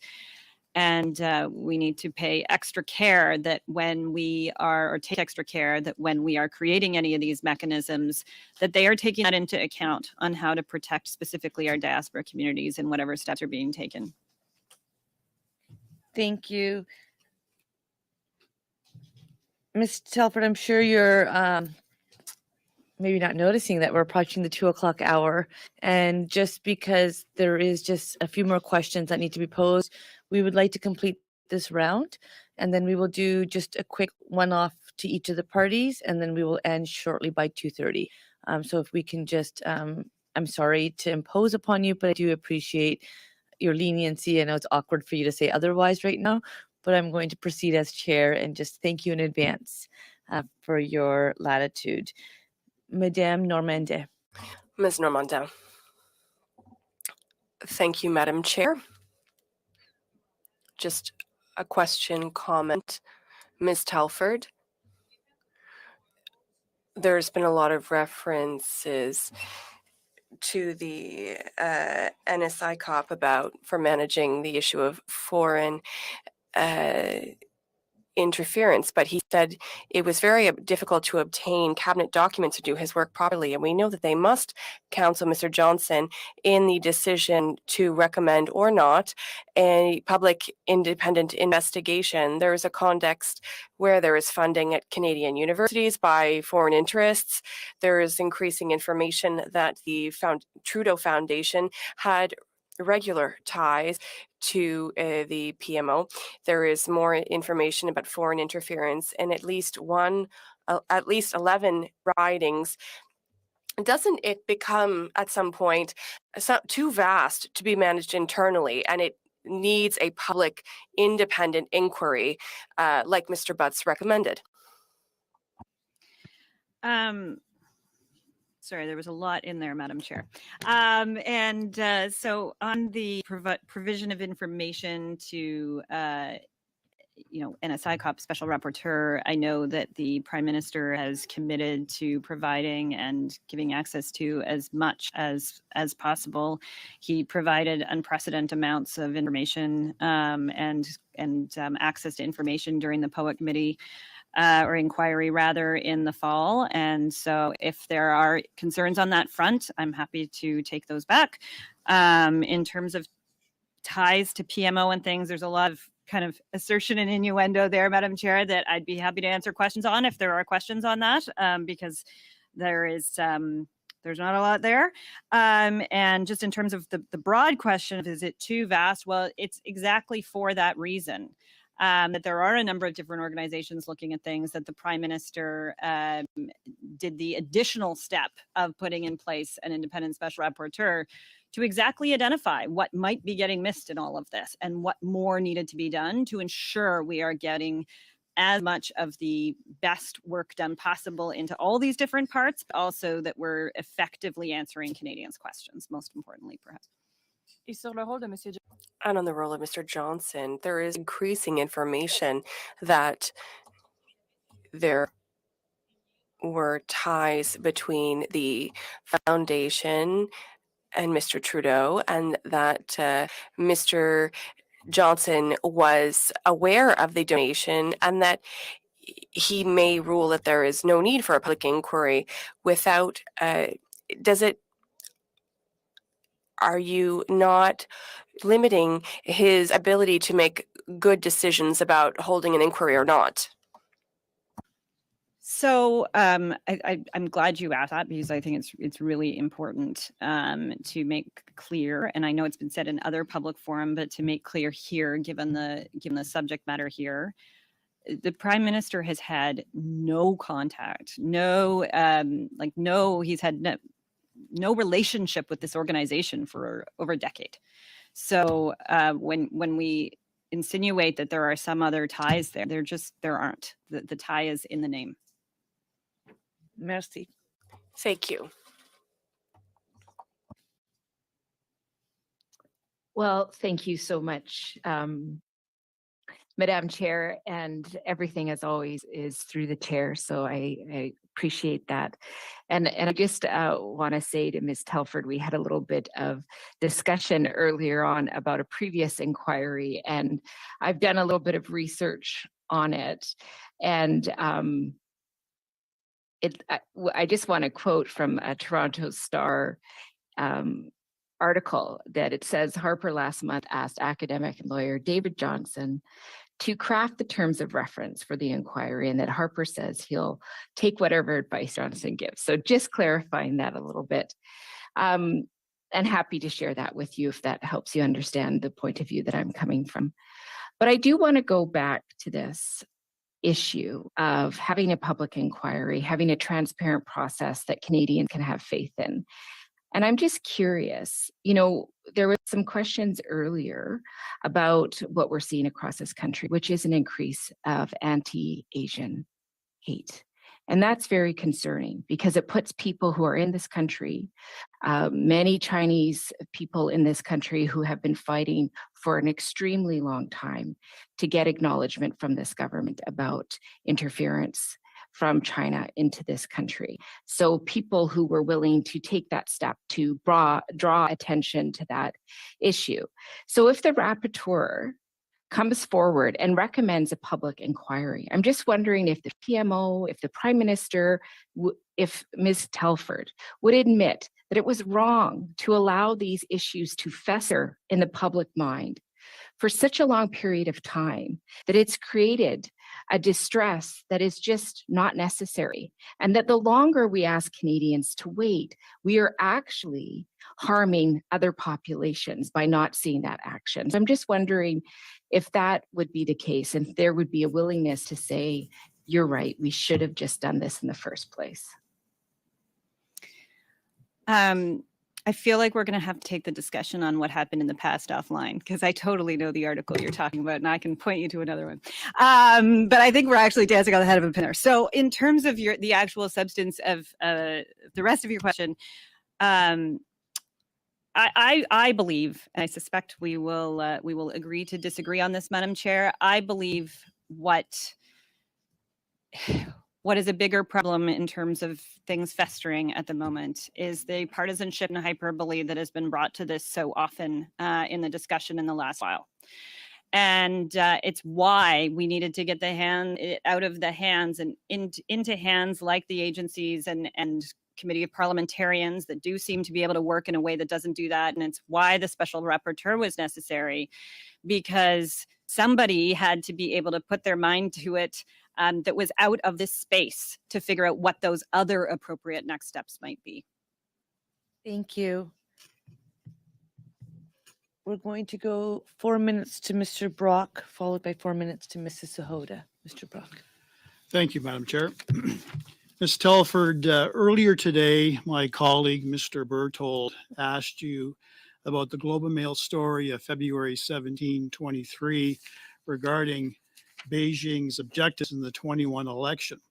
The Prime Minister is on record of saying that the report was full of inaccuracies without denying the existence of the report and not identifying what in the report was inaccurate. My colleague asked you that question. In your opinion, what was inaccurate about that report? You couldn't confirm. My belief is if the report was full of inaccuracies, you would identify those inaccuracies, or if the report was completely false, you would say so. So I'm giving you the opportunity now. Is the report truthful or not? So, Madam Chair, maybe I'll just give a crack at explaining why it is that whether or not it's inaccurate, I can't answer. Because if I started to answer the things that were either missing or inaccurate in some of the specific questions that you're getting into, it is as much as confirming then some of the other things that you might be raising. Thank you. I believe the most damning fact in that report is that Beijing's objectives in the 21 election were to help the Liberals secure a minority government and to defeat certain Conservative candidates. Do you accept that? Do you believe that to be the case? Madam Chair, my experience going into both of the last two elections was that our relations with China were at their lowest point, where I was working day and night alongside many, many, many other incredible Canadians to try to bring home the two Michaels, who it was just amazing to see in Parliament when President Biden was here. Thank you, Ms. recently. Alford. CSIS tracked specifically the surrounding circumstances involving the former Consul General in Vancouver, her name being Tong Zhiling, who held the post during the 21 election. In fact, CSIS reported that she was doing victory laps, bragging about how her role was to defeat certain Conservative candidates. You are aware of that. Is that inaccurate? Madam Chair, I'm aware of the reporting on this matter, and I can't speak to what different countries' ambassadors and consul generals have said. The Prime Minister was aware of this information? The Prime Minister is also if you are aware of the it, the Prime reporting- Minister is aware of it, correct? The reporting, Madam Chair. Pausing. You know, friends, colleagues, this just takes away from our time.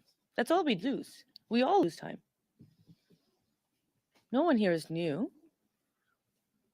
One person's going to speak at a time. It was not a courtroom at the beginning of this meeting. It still has not become one.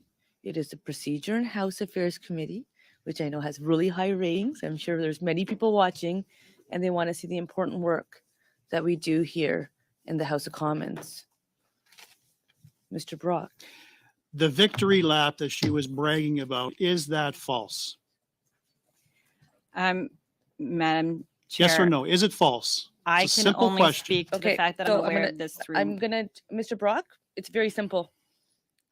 We have someone coming to appear today to provide us information. What might be simple to you might not be simple to somebody else. I don't know. I've never been a chief of staff to the Prime Minister. I'm not sure if you have.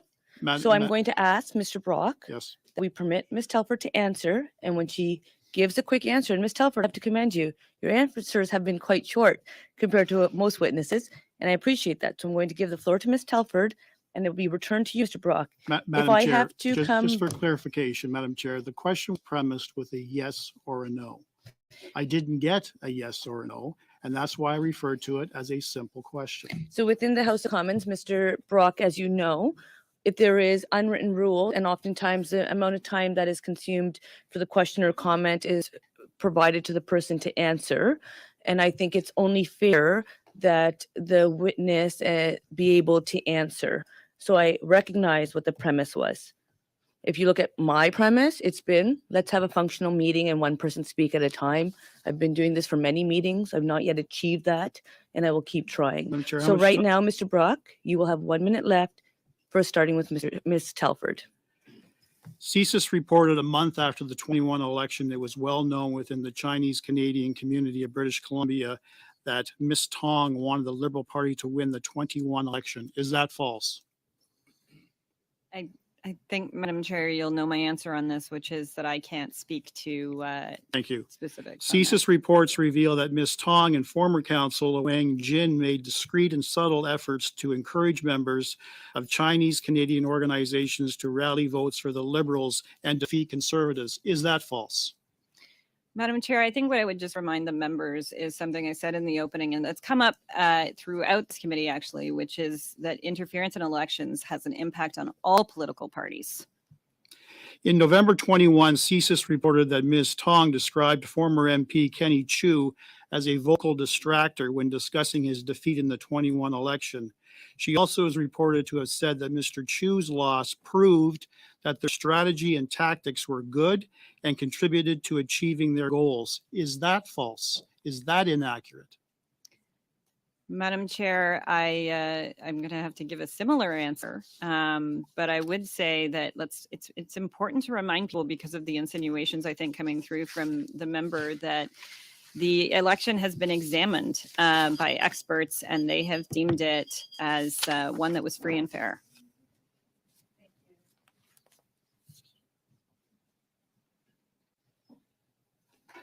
Mrs. Sahota. Thank you, Madam Chair. That was a very confusing line of questioning. I don't think there was a yes or no answer to be given when you're asking for someone else's state of mind or someone else's belief from another witness that's present here today.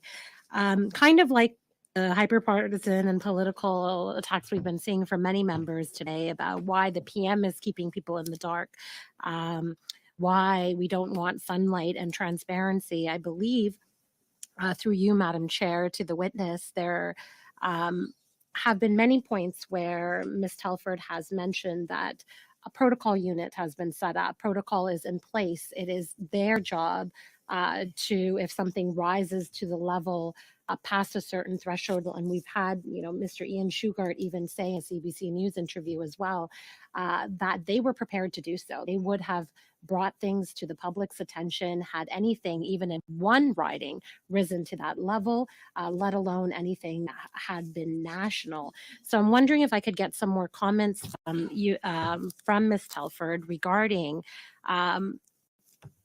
what her or the PM have within their responsibility to do based off impartial parts of information that you receive versus what agencies like the RCMP have in their ability to do if CSIS was to present information to them, what the protocol unit could do, who is responsible for putting more sunlight or transparency into foreign interference that's happening in our electoral process, which has been happening for some time.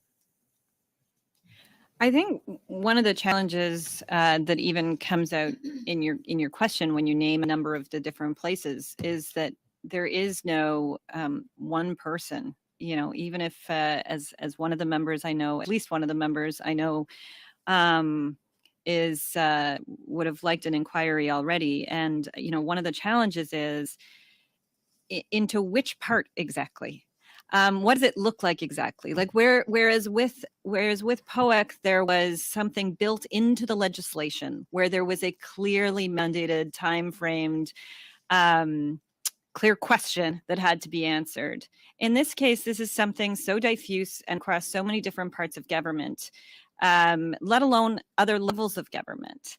It involves law enforcement, which obviously works very independently and separately from certainly from the political side, but also from all other parts of government. Oftentimes, even if they coordinate with other parts, the security agencies are obviously incredibly sensitive organizations.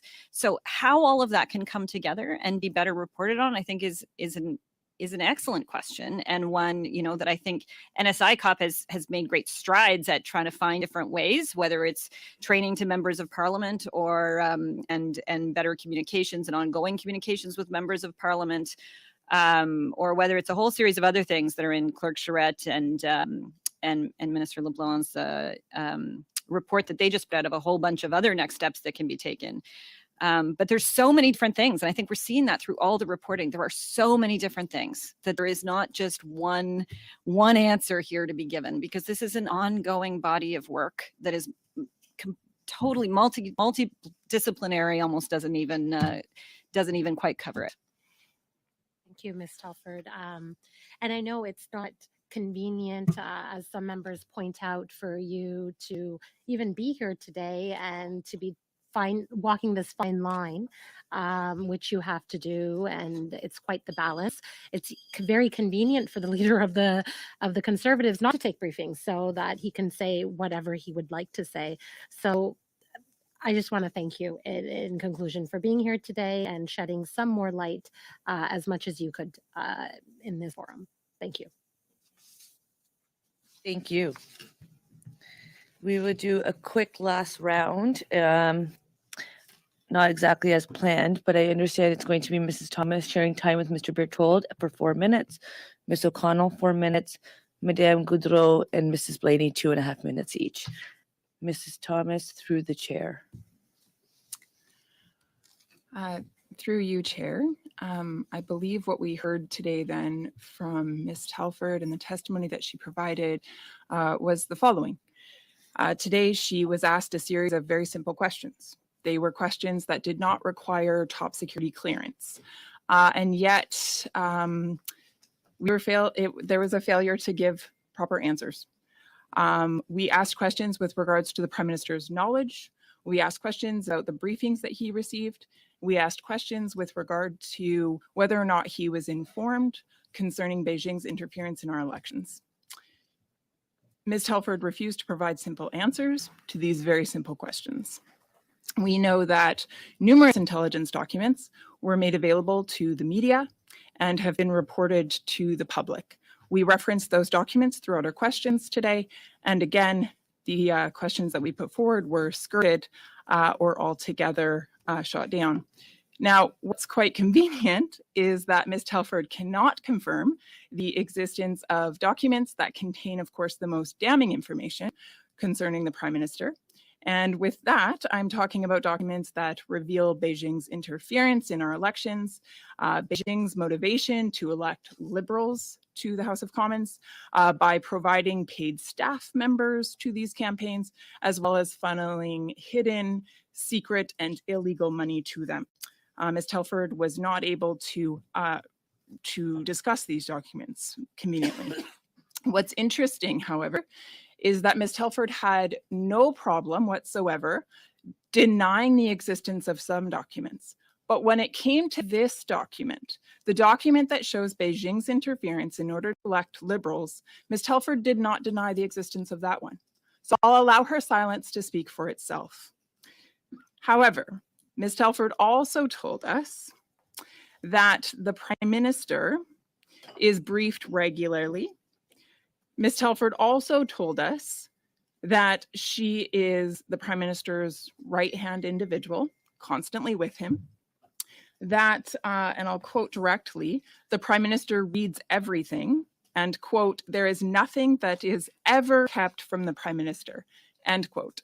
So given the fact that the Prime Minister reads everything and that nothing is ever kept from him, the committee must then assume that the Prime Minister was aware and that the Prime Minister chose to actively ignore and avoid the information, the briefings, and the warnings that were given to him by our top security and intelligence agency in this country when it comes to Beijing's interference. And one must conclude that the only reason to turn a blind eye to such information is certainly not in the best interest of the Canadian electorate, and so therefore only in the best interest of the Liberal Party of Canada, which of course benefited from this interference, both by getting money and paid staff in order to secure their ridings. I'll leave it there. Madam Chair. There was no question, Madam Chair. Ahead, Ms. Telford. Madam Chair, it's interesting that I was accused of silence, then told I wasn't asked a question when I was trying to answer, and further was then being quoted in the statement that was just made. So apparently I did say something. And Madam Chair, I would just say that what was being alleged, or at least a part of what was being alleged there, were infractions of Elections Canada law, and there are mechanisms for those things to be investigated. And so I would just suggest that you be speaking to the appropriate agencies about what, if anything, should be happening on those fronts if those things are the case. And I think the member probably could have written this, Madam Chair, beforehand, and that was one of the reasons that I was concerned about, and I think many were concerned about whether or not it was the appropriate thing for me to be coming to this committee. Thank you. And I will just note that the comment that was made by the member took over 3 minutes, and you were able to respond in less than a minute. So the time to the member was way greater than for yourself to respond. Ms. O'Connell, 4 minutes to you. Thank you, Madam Chair. Ms. Telford, thank you for being here again today. I think what we just witnessed was exactly what Canadians don't want out of this process, which is the Conservatives were not getting the allegations, the clips that they wanted throughout the day. So they resorted to just making a statement. After weeks of asking for you to appear, decided to use their last minutes to try and not actually ask you any questions and just summarize a series of conspiracy theories, frankly, that have testimony here today does not corroborate. So in the last moments that I have left here, I'd like to ask you about the process. Ms. Harder talked about how you could have conveniently, or you conveniently gave non-answers, even though you could have. As I would presume, Ms. Harder, but I won't make any assumptions, doesn't have the process that goes into actually classifying documents or determining classifications on documents and information. So perhaps you could allude to or speak to that process of why you can or cannot speak to a matter of national security and who actually makes that determination, because it's certainly not just the Conservative members who feel that they didn't get the responses they were hoping for. So one of the reasons I said in my opening statement, I would respect the bounds that the CSIS director and then the NSIA put in place or had around themselves when they came to committee in a public setting, is because they're in a far better position to be able to make those determinations than I am, and because the classification of material happens within their purview, within their departments. Obviously, it's different if it's material coming out of CSE, for example. And there are a number of different places within government, but the ultimate advisor on this kind of information to the PM and who does report directly to him is the National Security and Intelligence Advisor. And all of us who get cleared, as I mentioned briefly earlier, all of us who get cleared have to sign documentation where we make a number of undertakings. But written right into those undertakings is not only the consequences of, from a legal standpoint of revealing some of this information, but also the potential consequences of it, as I mentioned in my opening statement as well. And they can be very severe for the country, and it's why we should all really respect them. Thank you. And as someone who used to sit on NSICOP, I went through that similar process and understand that. But part of that is also remembering what is classified and not classified. And you have to be extremely careful and why the national security community determines an entire process in terms of when speaking in the public forum. And is this precisely why the critical election incident public protocol is in place, to have the knowledge of the national security community who can take the full picture of intelligence and then provide it to the incident public protocol that are nonpartisan, and then they can properly make a determination on what constitutes the threshold to speak to Canadians during an election, knowing that they don't want to tip the scales in any fashion or even allude to that, but having a nonpartisan body with access to that full picture of intelligence, why that's so important during the election process. I think all of that is exactly right. And the only thing I would just add is that the senior officials who are part of that panel have spent their lives, in most cases, serving Canadians as public servants. And so I think there's reason for all of us to have a lot of faith in the work that they do. Thank you. Madame Goudreau. Madame Goudreau. Thank you, Madam Chair.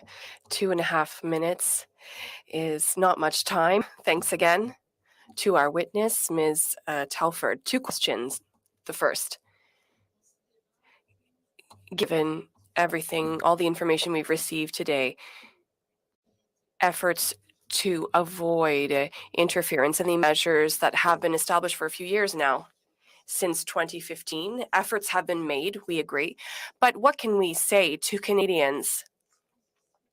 We're here today, we're clearly defending democracy is not working. What are you telling people at home? Because obviously there are alerts, and unfortunately, there is still interference. We can't deny it. Madam Chair, I would disagree a little bit with just the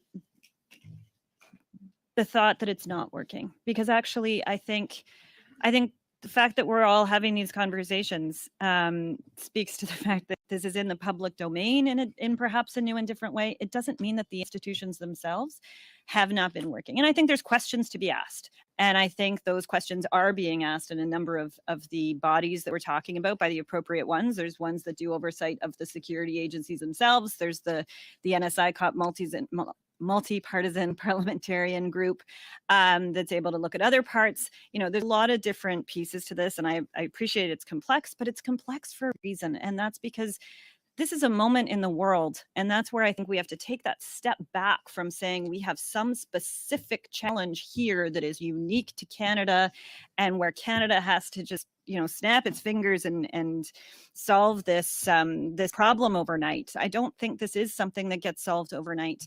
I think this is something that's been being worked on for years, and I think it's something that our allies are dealing with too. It's why it was so predominant as a discussion point at the G7 hosted here in Quebec. Merci, Madame la Présidente. Thank you, Madam Chair. Given all of that, given that we're constantly adapting to our environment, how is it that between 2019 and 2021, how is it that Canadians were not made aware of the fact that it existed and that it will exist? Why was it hidden? And why has it been hidden for 6 months? So I would offer 2 things quickly. One is that there was the review of the panel's work that did speak to interference. NSICOP also continued between 2019 and 2021. I think, and what I'll just say quickly, because I can tell already I'm getting the look, but is I think there was a lot of other news between 2019 and 2021, and perhaps that's maybe why this wasn't, some of those reports that were coming out on this subject were not in the same kind of spotlight as they might have been if there hadn't been a pandemic amongst many other things at the time. But a lot of this work was ongoing between 2019 and 2021 and being reported publicly. Thank you. Mrs. Blaney. Well, thank you. And through you, Chair, I agree that this work needs to be taken out of the partisan environment of Parliament. Why did the PM not instruct Mr. Johnston to set the terms of a public inquiry, then to decide whether or not to even have an inquiry? Is it not true that a public inquiry is the best way to take this out of partisanship? I think that's the first question. I don't know that it is his first question, but it probably is the first question he needs to answer, certainly before, Madam Chair, the special rapporteur is able to answer what a mandate should look like. It's what should the mechanism look like? What is the question we're trying to answer? What are we trying to satisfy here? What is the moment we're trying to meet with Canadians here that can give them the satisfaction that we all want them to be able to have in their democratic institutions? What's the best way to do that? First, we have to figure that out. Then you figure out a mandate. And if those things can already be happening or already are happening through other means, and the spotlight just hasn't been shone on them, maybe perhaps to my previous answer to a different question, then maybe that's something we need to think about. So I think there's a lot more to think about here than a binary choice about, inquiry, no inquiry. And that's hopefully what is now happening. And actually, I'm certain is. Well, if a public inquiry had started 3 months ago, I don't think we'd be sitting right here in this room today, but I'll leave that to you. So my last question, US presidents do have the ability to declassify information at will in a situation where the government has classified information to clear the air that would help if it was declassified without necessarily disclosing sources and methods that would concern national security. Does Canada have a similar process? So I've heard the question. I understand the interpreters are not able to hear the question and that the internet connection might be unstable. So I'm not sure if something else is running on your computer. Did something change, Mrs. Blaney? Nothing changed. Okay. Can the interpreters confirm that you hear me now? You hear my voice? Mrs. Blaney, can you briefly summarize your question again? Okay, I'll try. I'm hardwired, so I don't know what could have happened. Presidents do have the ability to declass information at will. If there was a hypothetical situation where the government has classified information, that if it was it would clear the air, and it would be helpful if it was declassified without sources and methods. I'm just wondering if Canada has a similar process.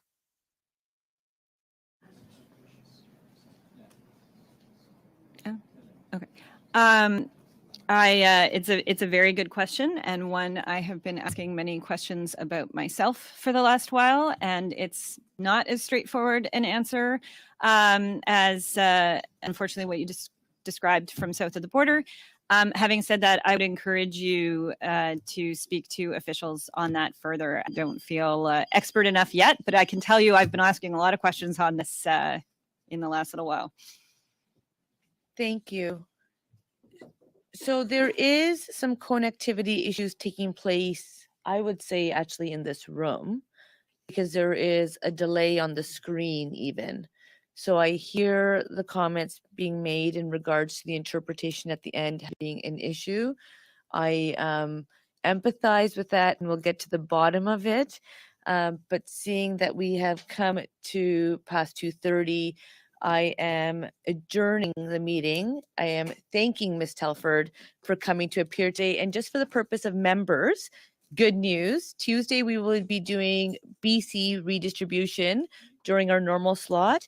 On Tuesday evening, we do have the 6:30 to 8:30 slot, and it will be Mr. Michael Wernick and Mr. Daniel Jean appearing for 1 hour each. We've not confirmed the hour. That's why the notice has not come out, but it will be there. With that, I wish everyone a great day. Ms. Telford, thank you for your time and attention. Everyone keep well and safe. Thank you.